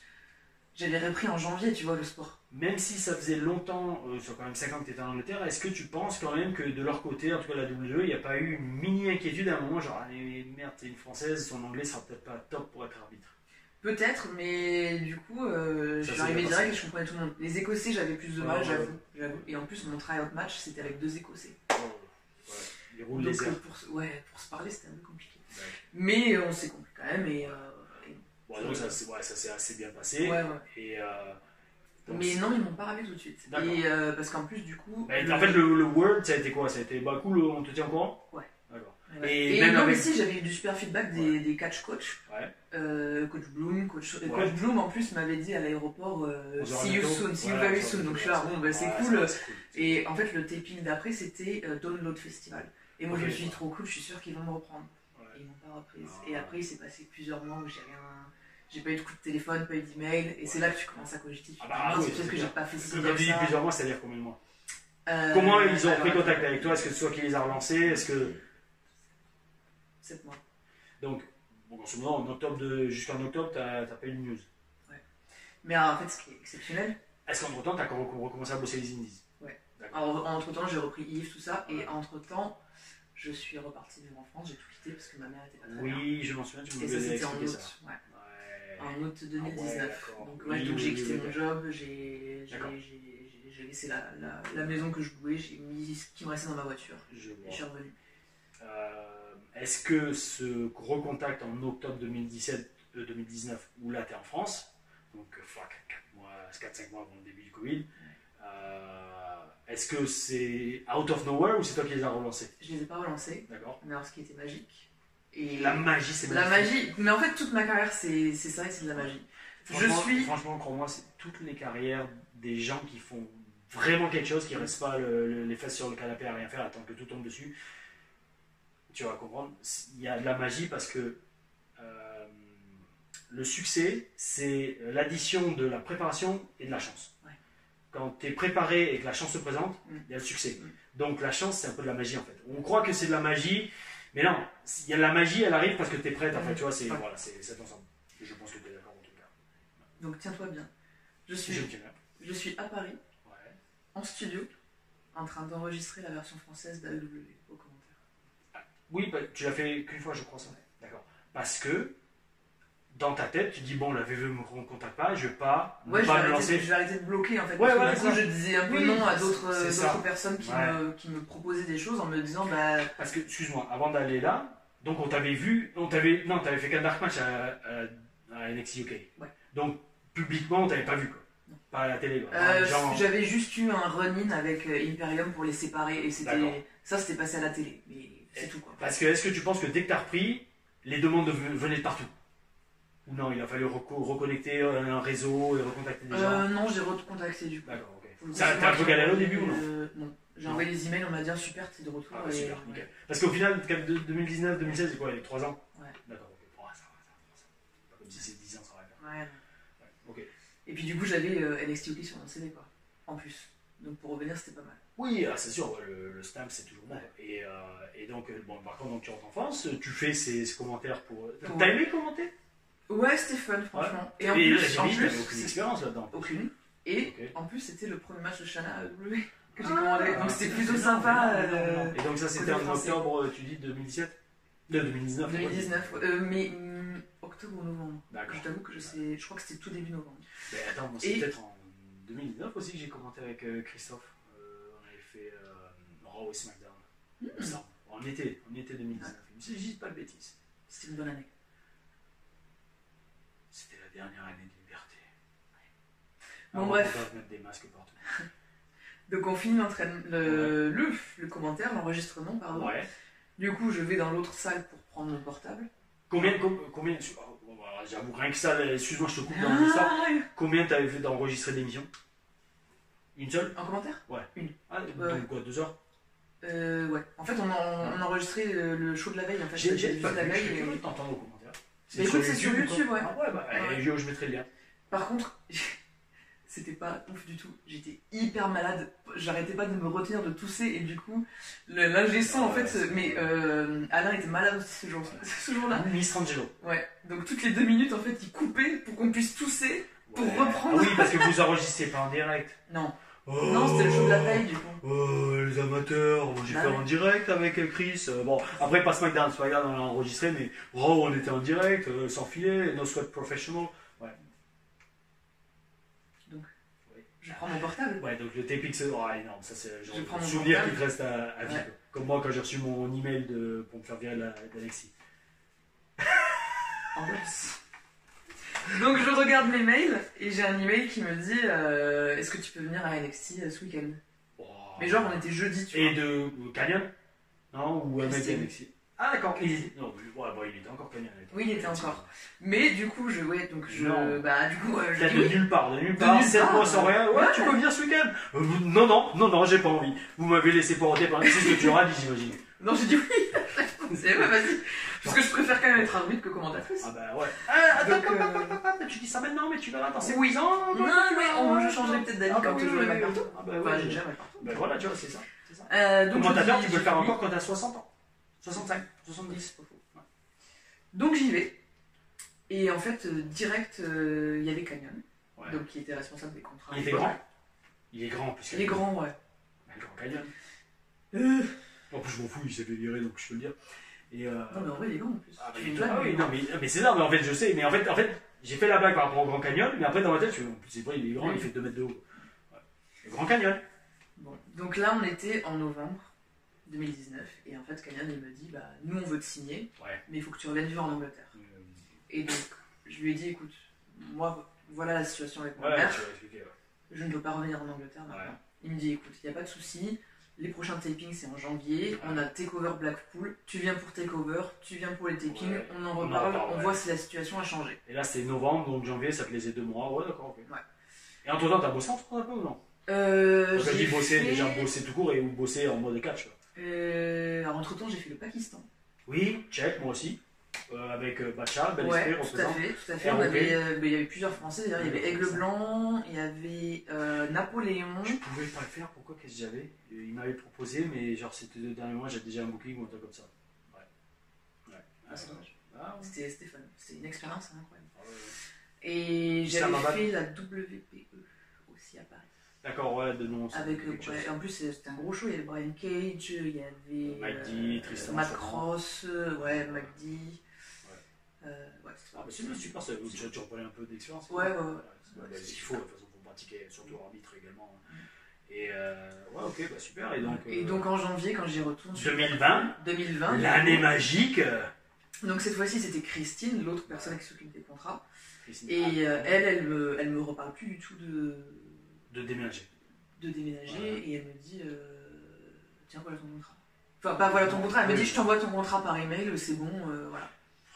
Non, je dis ok. Super. Mais alors, dès le début des tapings ou après? Au milieu. Donc en fait, on a fait Takeover Blackpool. Et après, on a fait donc là, ils t'ont fini un match télé. Non. Non, j'ai été médic. Parce qu'en fait, t'arrives juste pour Takeover ou il y a eu une semaine d'entraînement comme avant et tout? Non, en fait, c'était Takeover, semaine d'entraînement, taping. D'accord, donc là, t'arrives à Takeover. Ouais. Costard, tout ça, machin truc, costard ou robe de soirée ou comment? Tailleur Non, si j'avais une robe. Robe et en général, j'ai une chemise. D'accord. Donc, et tu avais fait le flight, donc de ouais, France. Mais en fait, j'étais arrivé de Manchester. Manchester, ok. Parce que, ouais, pour aller à Blackpool. D'accord. Et la flaque noire, Blackpool. Ok, whatever. Pourquoi j'ai voulu trahir ce mot, je ne sais pas. Et donc, tu arrives à Takeover. Est-ce qu'il t'avait dit qu'ils allaient t'utiliser ou c'est juste viens à Takeover on discute? Non, il m'avait dit, justement j'avais demandé et Christine m'avait dit non, viens à Takeover, même si on t'utilise pas, ce serait une bonne expérience. Ouais, ok, d'accord. Et en fait j'arrive et c'est Johnny Moss qui me dit écoute, enfin je suis pas sur la liste pour arbitrer, ce que je peux comprendre parce que c'était live en plus, oui, voilà. J'avais pas encore eu de match de télé, j'avais eu que des dark matchs. Et puis t'as pas de contrat. Oui. Voilà. Et donc c'est quand même Takeover, quoi. C'est pas comme si c'est NXT Tapings. C'est en live. Ouais, c'est un live sur le tour. Et Johnny Moss me dit écoute, j'ai quand même envie de te filer un rôle. Dans le main event, il va y avoir un F-bump. Faut que tu viennes en tant que médic t'occuper de l'arbitre. D'accord. Je dis ok. Et du coup, j'ai fait mon takeover en tant que WWE Medical. D'accord, ouais, j'avais le t-shirt du doc. Tu as regardé? Non, c'était un médecin qui me l'a prêté parce que du coup, c'était pas prévu. Et du coup, il me l'a prêté, après je lui ai rendu. Alors, donc, takeover se passe. Semaine d'entraînement après ça? Ouais. Comme là, t'arbitres des matchs à l'entraînement, ouais. Et quand est-ce que il y a cette discussion où tiens voilà ton Alors en fait, donc on me fait passer tous les examens médicaux parce qu'ils sont vraiment approfondis. Oui, donc, oui. Et normalement sur place au PC. Normalement c'est que les gens qui signent. Et moi j'étais sur la liste pour faire les examens cardiaques, échographie, trucs c'est qui ça va être signé. Et du coup ça sent bon quand même. Ah oui, t'avais pas encore quoi. Enfin je veux dire t'avais pas compris ça. Et en fait j'avais pas envie de me faire de fausses joies. Ouais d'accord. Donc je me disais calme-toi. Parce qu'en fait moi ce que j'allais te dire c'est ça, je voulais savoir la suite parce que je t'explique. S'ils te mettent à l'écran, c'est qu'ils veulent voir comment tu rends à l'écran. C'est tout. En fait, c'est ça. Il ne faut pas être bête. Je pense que j'ai assez d'expérience pour capter que s'ils te mettent même ne serait-ce qu'un petit rôle comme ça, même si c'est anodin, c'est toujours une chance et c'est surtout, on veut voir comment elle rend à l'écran et on veut voir comment elle se comporte, tout ça, etc. Genre, est-ce qu'elle prend la grosse tête, est-ce qu'elle va être stressée, ça machin truc. Donc voilà, je pense déjà rien que le fait qu'ils veulent te. Ils ont peut-être, je sais pas, j'extrapole, mais ils ont dû dire peut-être à Johnny Moss, ouais, écoute, l'arbitre française. File-lui un truc, il faut qu'on voit à l'écran comment elle rend, parce que bien évidemment, t'inquiète pas que tous les agents américains regardent Takeover, tu vois, donc c'était déjà très bon signe qu'ils te mettent à l'écran, même si c'est juste pour faire médic, alors si en plus ils il y avait Triple H à Takeover. Voilà, donc t'inquiète pas que si en plus ils avaient prévu les medical avant que tu saches que tu faisais le truc à la Takeover ou quoi? Ou c'est après Takeover, ils vont faire, tiens, on va te faire les medical dans la semaine. Les medical tests. D'accord. Parce que j'avais déjà fait le background check et tout. Ouais, ça sentait très bon. Ouais, ça sentait bon, mais je voulais pas me faire sous joie. Et du coup, Christine, début ou milieu de semaine au PC, elle me dit ah tiens, il y a une réunion là, va les rejoindre. Donc la réunion dans la salle des scénaristes. En fait. Et là, je vois en fait tous ceux à qui ils venaient proposer un contrat. Donc il y avait Pretty Deadly, Dani Luna. Que ce soit un catcheur ou arbitre. Enfin, voilà. Catcheur ou catcheuse. Oui, voilà, d'accord, ouais. Et en fait, je savais pas ce que c'était cette réunion, et en fait, c'est la réunion pour signer son contrat. Mais sauf qu'il donne un contrat à tout le monde. Non, c'était Christine, il n'y avait que Christine. D'accord, ok, Christine. Et il donne un contrat à tout le monde sauf à moi. Donc en fait, je suis là, mais pourquoi je suis là? Et du coup, Jim Smallman nous parle, nous dit voilà, les règles, un peu ce que vous pouvez faire, pas faire, machin, et voici vos contrats, vous pouvez les lire, les signer. Et du coup, moi je vais voir Christine, je fais mais pourquoi je suis là? Du coup, voilà. Elle me dit ah t'inquiète, on est en train de le finaliser, je te l'envoie par email. Super. Voilà, et c'est comme ça que j'ai appris. D'accord, super. Et donc, mais ça c'était pendant la semaine d'entraînement, est-ce qu'ils t'ont fait faire quelque chose au taping? Oui. Ouais, j'ai eu après à chaque fois ils me filaient les dark match pour l'expérience et j'ai eu mon premier match télé vraiment ce taping là en janvier. Janvier 2020. Ouais. Les tapings suivants c'est lesquels? Mars. C'était les tout derniers avant que tout ferme. C'est ça. Et ouais. Bon après j'ai envie de dire. Après est-ce que bon. Après j'allais dire le reste c'est de l'histoire et le reste vous pouvez le voir sur le network et vous l'avez peut-être sûrement vu si vous regardez NXT UK et vous devriez pour supporter les Françaises qui y sont. Bon Artemis, bon il y a Amal aussi, bien évidemment, gros respect en tant que catcheuse. Signé je parle, parce qu'après il y a aussi Tristan et Mila qui ont fait quelques apparitions.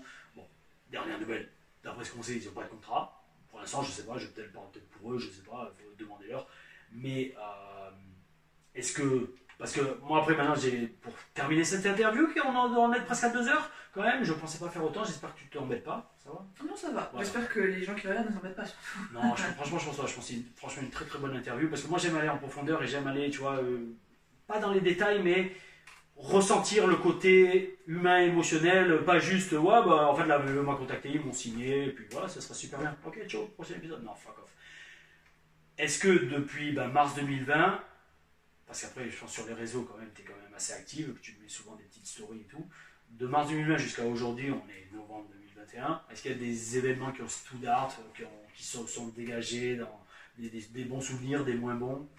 Ouais, mon tout premier match de championnat à WWE, du coup c'était en décembre 2020, en sachant qu'on a repris les enregistrements en septembre 2020. Et à huis clos. On avait bien parlé sur internet, j'avais retweeté, si je me souviens bien, parce que c'était historique, une Française qui arbitre un match de championnat à la WWE, c'est énorme. Et espérons pas la dernière, je sais que ça n'a pas été, parce que tu l'as refait depuis, je dis pas de bêtises, et espérons que ça sera le premier d'une longue série. Et ce qui était bien en plus, c'était que match à WrestleMania. Ah ouais, j'en espère. Et donc c'était le NXT Cruiserweight en plus, c'était même pas un titre NXT UK. C'est énorme. Donc c'était plutôt cool. Et puis c'était pas un match féminin non plus. Non. C'est pas genre c'est une meuf, habite des meufs. Non, c'était Jordan Devlin le champion à l'époque. qui avait ramené la ceinture des États-Unis. Yep. Donc il y a eu ça. Mon deuxième match féminin, c'était. Match. Jordan Devlin. Ouais. Il aime faire des devlinettes. Ça n'était pas bien, ça là. Ouais. En fait, j'ai vu Devlin, c'est chelou comme nom, donc enfin chelou. Je me dis, il faut faire une blague sur Devlin. Devlinette. Non, c'était naze. Bah ouais, donc. Mais du coup, mon deuxième match du championnat, c'était pour le titre féminin. Ouais. Meiko Ça, Sato. Contre. C'était pas avec Amal, non? Parce qu'elle a Non, je n'avais pas ce match, j'étais blessée à l'époque. D'accord. J'avais pas encore été. Le genou. Ça. Ouais. Ouais, je m'en souviens, tu m'en avais parlé. Donc c'est pas ça, c'était en mars 2021 du coup. Un an après. À l'entraînement, ah ouais. Oui, mais ça, c'est les blessures, c'est jamais marrant, c'est toujours con. Oh, mais c'est très bête. Ouais, c'était donc Meiko contre eux? Ginny. D'accord, ok, ouais. Et elle avait son personnage de fashion, quelque chose déjà. Fashionista. Ouais, c'est ça, fashionista. Ouais. Ok, bah, c'est. Ah, franchement, bah, écoute, maintenant. Voilà, NXT UK, donc ça fait au final presque 2 ans maintenant. 2 ans, ouais, c'est ça, si c'est 2010. Ça va faire 2 ans sous contrat, ouais, presque et 2 ans. Quasiment 2 ans et demi que j'ai montré.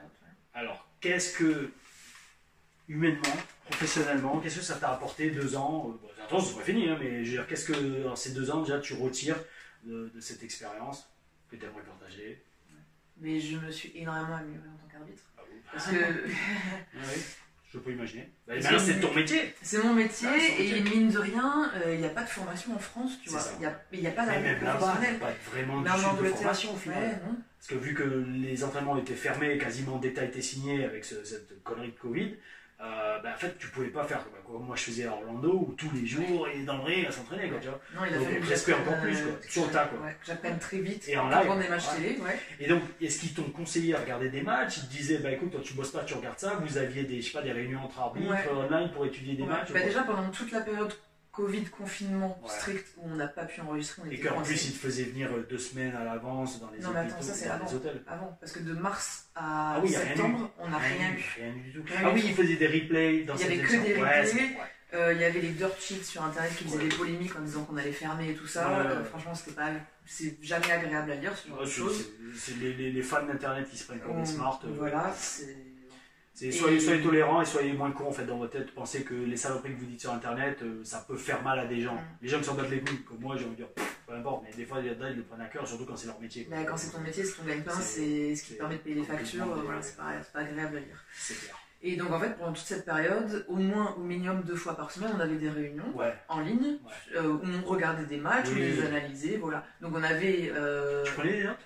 Bien sûr. Ouais, c'est très important. J'ai plein de carnets de notes.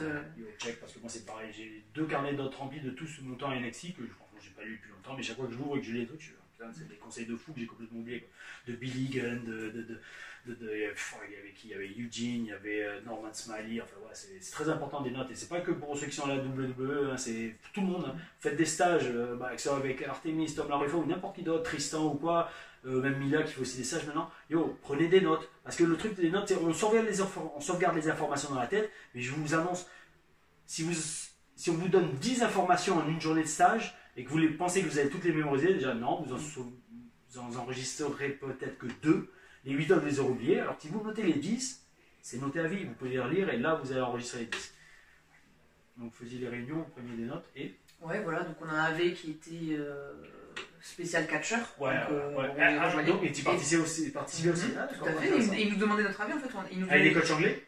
Ouais. D'accord. Moi j'étais majoritairement dans le groupe des filles pendant que ça se passait. Donc c'était James Mason et William Regal. D'accord, ok, pas mal. Donc en général, ils nous envoyaient un email avec 2 ou 3 matchs à regarder. Ouais, d'accord. Et le jour de la réunion, on parlait des matchs, on disait ce qu'on avait remarqué, trucs machin, les interactions avec l'arbitre.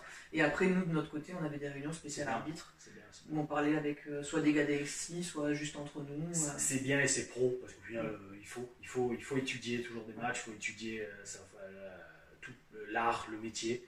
Et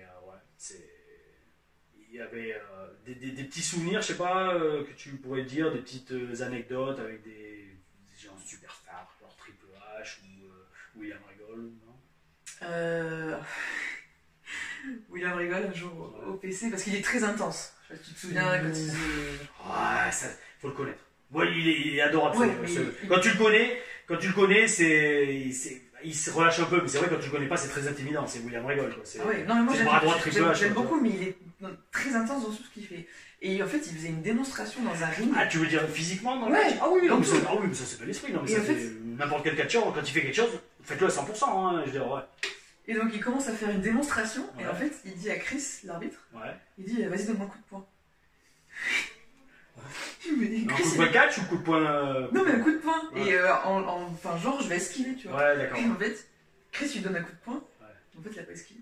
Et du coup, il commence à saigner du nez et tout. Et en fait, il continue à parler, genre, il s'en fout. Et là, hop, et il continue son explication. Et là, ouais. En plus, je me souviens même plus. Pourquoi il voulait en venir, pourquoi il voulait faire ça. Mais il en avait rien à faire, tu vois. Et on lui donne un mouchoir pour se ressusciter et tout. Il dit non, c'est bon.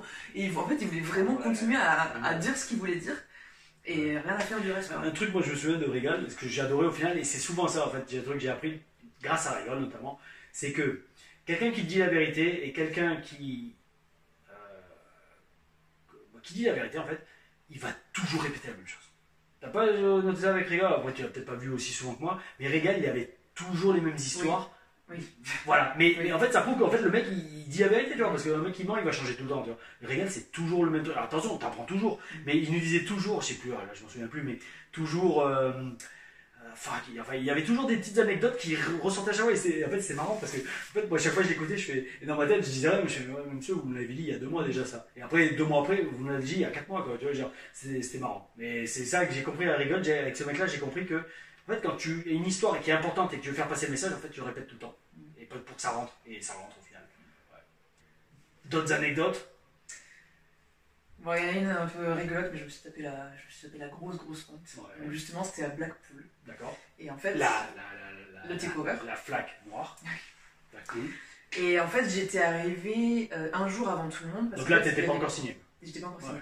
Et parce qu'il n'y avait pas de vol le jour où tout le monde devait arriver. Donc j'étais arrivée la veille. Ouais.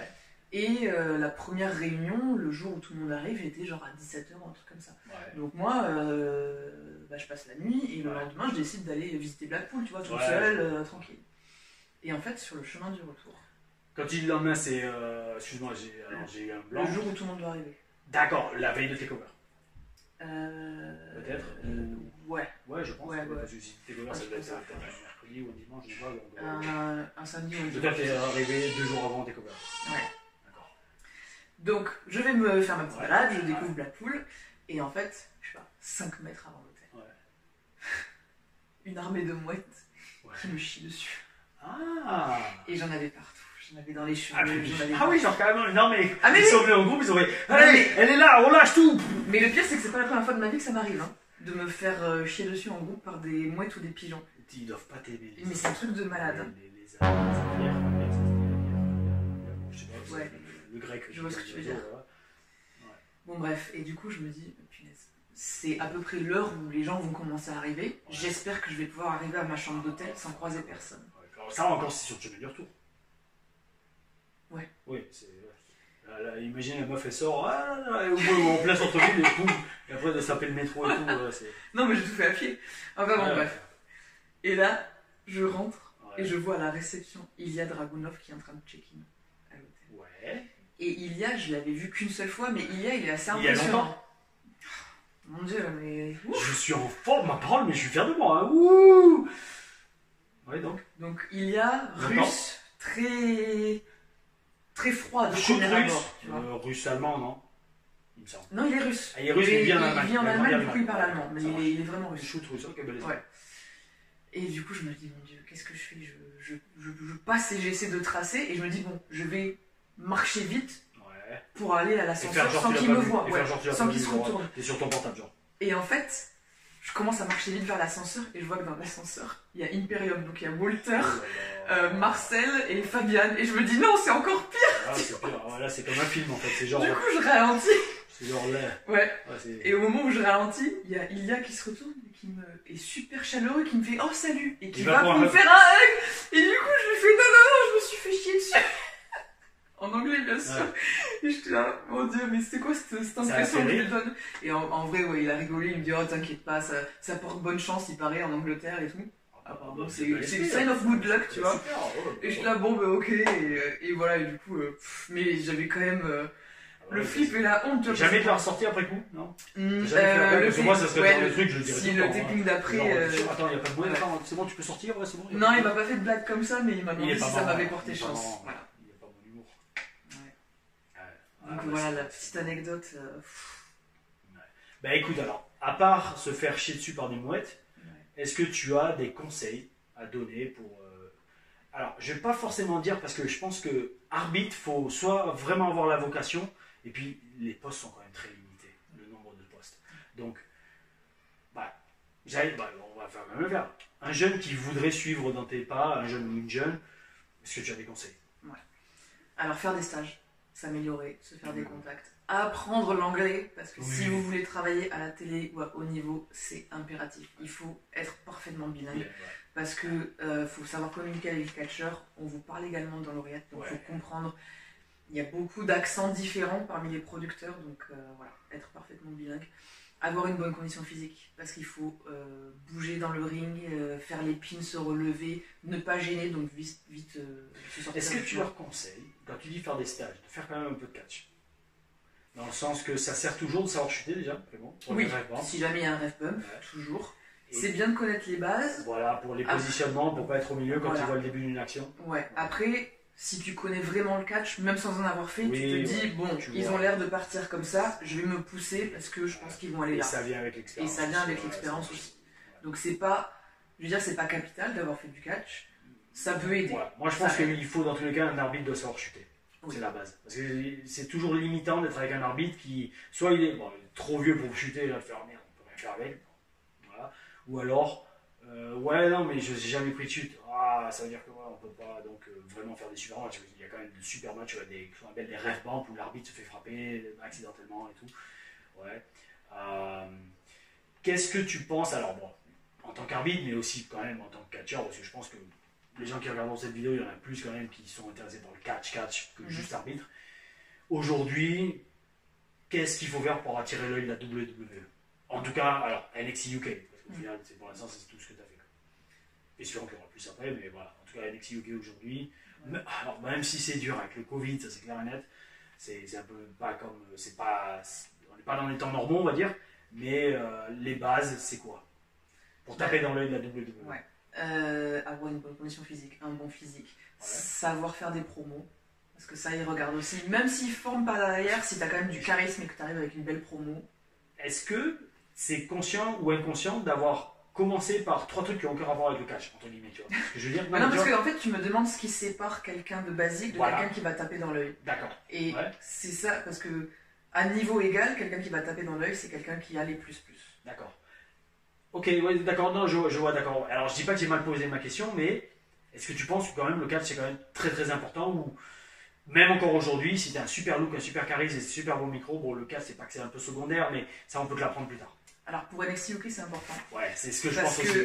Parce qu'on n'est pas à temps plein, on y va une fois par mois pendant 2 semaines. Et est-ce qu'il y a toujours cette vibe de catch anglaise qui veulent, catch britannique qui veulent garder cette tradition du catch très technique, mais en tout cas plus propre et plus catch, lutte, que ce qu'on voit aux États-Unis ou absolument. Voilà. On veut garder cette dynamique, ils veulent garder cette dynamique, c'est pour ça qu'on a les matchs pour la Heritage Cup, donc c'est des matchs en round. Ça c'est super. Bel esprit. Voilà. Après, si on était aux États-Unis ou si quelqu'un veut aller aux États-Unis, je te dirais. Oui, physique voilà, parce qu'après, aux États-Unis, au PC, tu y es tous les jours et il y a moyen qui te forme de A à Z. Super. Alors qu'à NXT UK, c'est plus compliqué parce qu'on n'y est pas tous les jours. Pour l'instant, parce que tu penses qu'un jour, ils vont réouvrir leur PC, surtout que bon, ça se calme un peu le Covid. Mais est-ce que tu penses qu'ils vont tu les vois réouvrir le PC à Londres, je crois, ou dans la banlieue de Londres, pas full time, mais voilà. On n'a jamais été full time. Ouais, voilà, mais. Bon, voilà, là, on avait ouvert. Parce qu'à la base, il a été construit pour être full time. Je pense, ouais. Après, il y a eu beaucoup d'organisations dans la WWE et dans leurs objectifs. Donc, honnêtement, moi, je ne suis pas au courant de ce qui va se passer. D'accord. Si ça passe à temps plein, tant mieux. Tu te verrais redéménager là-bas, peut-être pas au début, peut-être pas. S'il faut, je le ferai. Oui, après, j'aime bien la dynamique actuelle de pouvoir passer 2 semaines en France avec ma mère, avec mon chat, chez moi, dans ma maison. Faire des stages ici à HCP. Faire des stages, mais transmettre. J'aime énormément transmettre. Surtout l'arbitrage, j'aimerais beaucoup former des arbitres en France parce qu'on n'a pas de formation, on n'a pas de formateur spécial catch ou même en Europe. Alors justement, s'il te plaît, parce que pour moi c'est très important. Moi j'adore bosser avec des professionnels et surtout les professionnels, surtout dans le ring. En dehors du ring, très important également, mais d'ailleurs, franchement, check, parce que tu as quand même, je pense, bon, toute proportion gardée, tu as participé à limiter la casse sur mon épaule. Tu sais, quand je me suis blessé. Mais le truc, donc, en transmettant les informations à mon adversaire, on a abrégé le match, on a terminé, et puis bon, voilà, toujours du bois, j'ai évité l'opération. Donc, tu es la meilleure personne pour dire qu'est-ce qu'il faut faire et qu'est-ce qu'il ne faut surtout pas faire pour un arbitre en France ou en Europe. Dans un match Dans un match, même dans les vestiaires, n'importe où, Joe. Les 12 et les don'ts. Ouais, alors, s'assurer que les catcheurs vont bien tout le temps. Voilà ce qui s'est passé avec Tom. Je pense qu'un arbitre moins expérimenté n'aurait pas vu, parce que la chute n'était pas dramatique. Mais tu l'as vu, toi, la chute? Je t'ai vu chuter et je me suis dit, il est quand même un peu retombé sur l'épaule, je vais voir s'il va bien. Je suis allé te voir et tu m'as dit, je suis blessé. Ouais, c'est vrai. Voilà. Tout de suite, j'ai su que tu étais là, c'est vrai. Mais quelqu'un d'autre, je pense, ne serait pas forcément allé te voir parce que c'était pas un truc impressionnant où tu tombes sur la nuque ou quoi. Quelqu'un qui a moins d'expérience l'aurait pas forcément. C'est clair. Et je me suis même pas rendu compte que tu es venu me voir sur une chute qui était anodine au final, parce que comme j'ai l'habitude de bosser quand même avec des pros, en fait, c'est super quand tu bosses avec des pros, tous vont machinalement. Mais c'est vrai que maintenant tu le dis, je suis quasiment sûr qu'il y a beaucoup qui n'auraient même pas percuté. Voilà, c'est clair. Ça, c'est très important. Donc, bouquez Artemis parce que ça peut vous sauver, vous êtes un show et vous sauver la vie également. Donc ça, super important. Être réaliste dans la Ouais, réaliste. Il n'y a pas besoin de faire des grands gestes si quelqu'un se prend une claque en début de match. Voilà, c'est ce genre de choses, moi, ça me hérisse le poil. Voilà. On en a parlé aujourd'hui. Le truc, c'est que si tu es arbitre de catch, tu sais à quoi t'attends. Ouais. C'est comme un arbitre de boxe ou un arbitre de MMA qui serait étonné de voir une clé de soumission. Oh, il va lui casser le bras. Mais non, mec, t'es là pour arbitrer, justement. Arrête de vendre, quoi. Je veux dire, mais moi, je trouve pas du tout ça réaliste parce que, quand même, au final, l'arbitre participe à raconter l'histoire du match. Et le but de raconter l'histoire du match, c'est que les gens y croient, tu vois. Ça, je suis totalement d'accord avec toi. Mais même à la WWE, je pense que le mec qui fait ça, il se fait virer direct. Ah, chez nous, oui. Ah ouais, tu veux pas. Ah oui, non. Ça passerait pas du tout. Quoi d'autre protéger le business aussi, dans le sens que bon, faut prendre le boulot d'arbitre au sérieux et pas proposer d'aller arbitrer pour la couleur des yeux pour un sandwich ou pour la couleur des yeux du promoteur aussi, je pense. Ça tue le business, les gens qui bossent gratuitement, qui n'écoutent pas les conseils. Ou alors même les promoteurs qui engagent des arbitres parce que c'est leur pote. Non, il faut. Le poste d'arbitre, c'est hyper important. C'est capital. Un mauvais arbitre peut ruiner un bon match. Totalement. Et où peut être dangereux pour le match, pour le show. Et non, ça c'est il faut comprendre que le catch est bon, c'est comme tout, j'ai envie de dire, mais le catch c'est un ensemble, c'est un travail d'équipe. C'est pas juste deux mecs sur ring qui catch. Non, il y a un arbitre, il y a un promoteur, il y a un présentateur très important. Le présentateur, ça aussi c'est la base. Si le présentateur sait pas présenter le show, ça fout tout en l'air. Non, pour moi l'arbitre c'est clair et net que c'est une partie vitale du show, vitale, parce que c'est un mauvais arbitre dans le main event de WrestleMania, laisse tomber, c'est inconcevable. Et c'est pour ça qu'en France, on a extrêmement de chance d'avoir Artemis, a.k.a. Olympe Margot. Oh oui. Un petit mot pour terminer, en tout cas, merci. Check. Represent. Merci franchement pour cette interview. Je pensais pas que ça allait durer aussi longtemps. Moi non plus. Mais j'ai vraiment apprécié parce que je pense que, en plus de la carrière exceptionnelle déjà que tu as eue, quand même, et que je te souhaite d'avoir, je te souhaite d'aller le plus loin possible. Là, même moi j'ai appris et je pense que les gens adoreront voir qui est derrière quand même Artemis. Bon, maintenant Olympe Margot, je sais même pas s'ils vont vraiment taper comme ça, s'ils vont utiliser son nom dans les commentaires. Je serais curieux de les entendre dire Olympe Margot en anglais. Ils avaient du mal à prononcer le prénom déjà. Mais Mrs. Margot peut-être. Miss Margot. Miss Margot. Mademoiselle Margot. Oh oui. Et donc voilà, je te souhaite d'aller très très loin. Merci encore pour cette interview. Vas-y, n'hésite pas si tu veux terminer d'une quelconque façon. Et merci à toi de m'avoir invité sur ta chaîne YouTube. Merci à tous ceux qui ont pris la peine de regarder jusqu'au bout. Non, ils l'auront fait. Ouais. Oh oui. Lâchez un oh oui en commentaire si vous avez regardé jusqu'au bout. Et n'hésitez pas Où on peut te retrouver sur les réseaux. Sur les réseaux sociaux, Olympe Margot sur Twitter, Olympe Margot WWE sur Instagram et Artemis Ortigi sur Facebook parce que je n'ai pas changé mon nom sur Facebook. Je fais régulièrement des stages à la HCP, au centre de formation de catch de Bolène. Donc n'hésitez pas à rentrer en contact avec William Wolf. Pour l'instant, c'est exclusivité. Pardon ? C'est exclusivité, tu penses, pour l'instant en France ou avec la. Bon, dire pourquoi la HCP, parce que faisons les mousses aussi, parce que franchement, moi j'ai une très bonne équipe. Pourquoi juste c'est le CFC, la HCP, tu t'entends bien?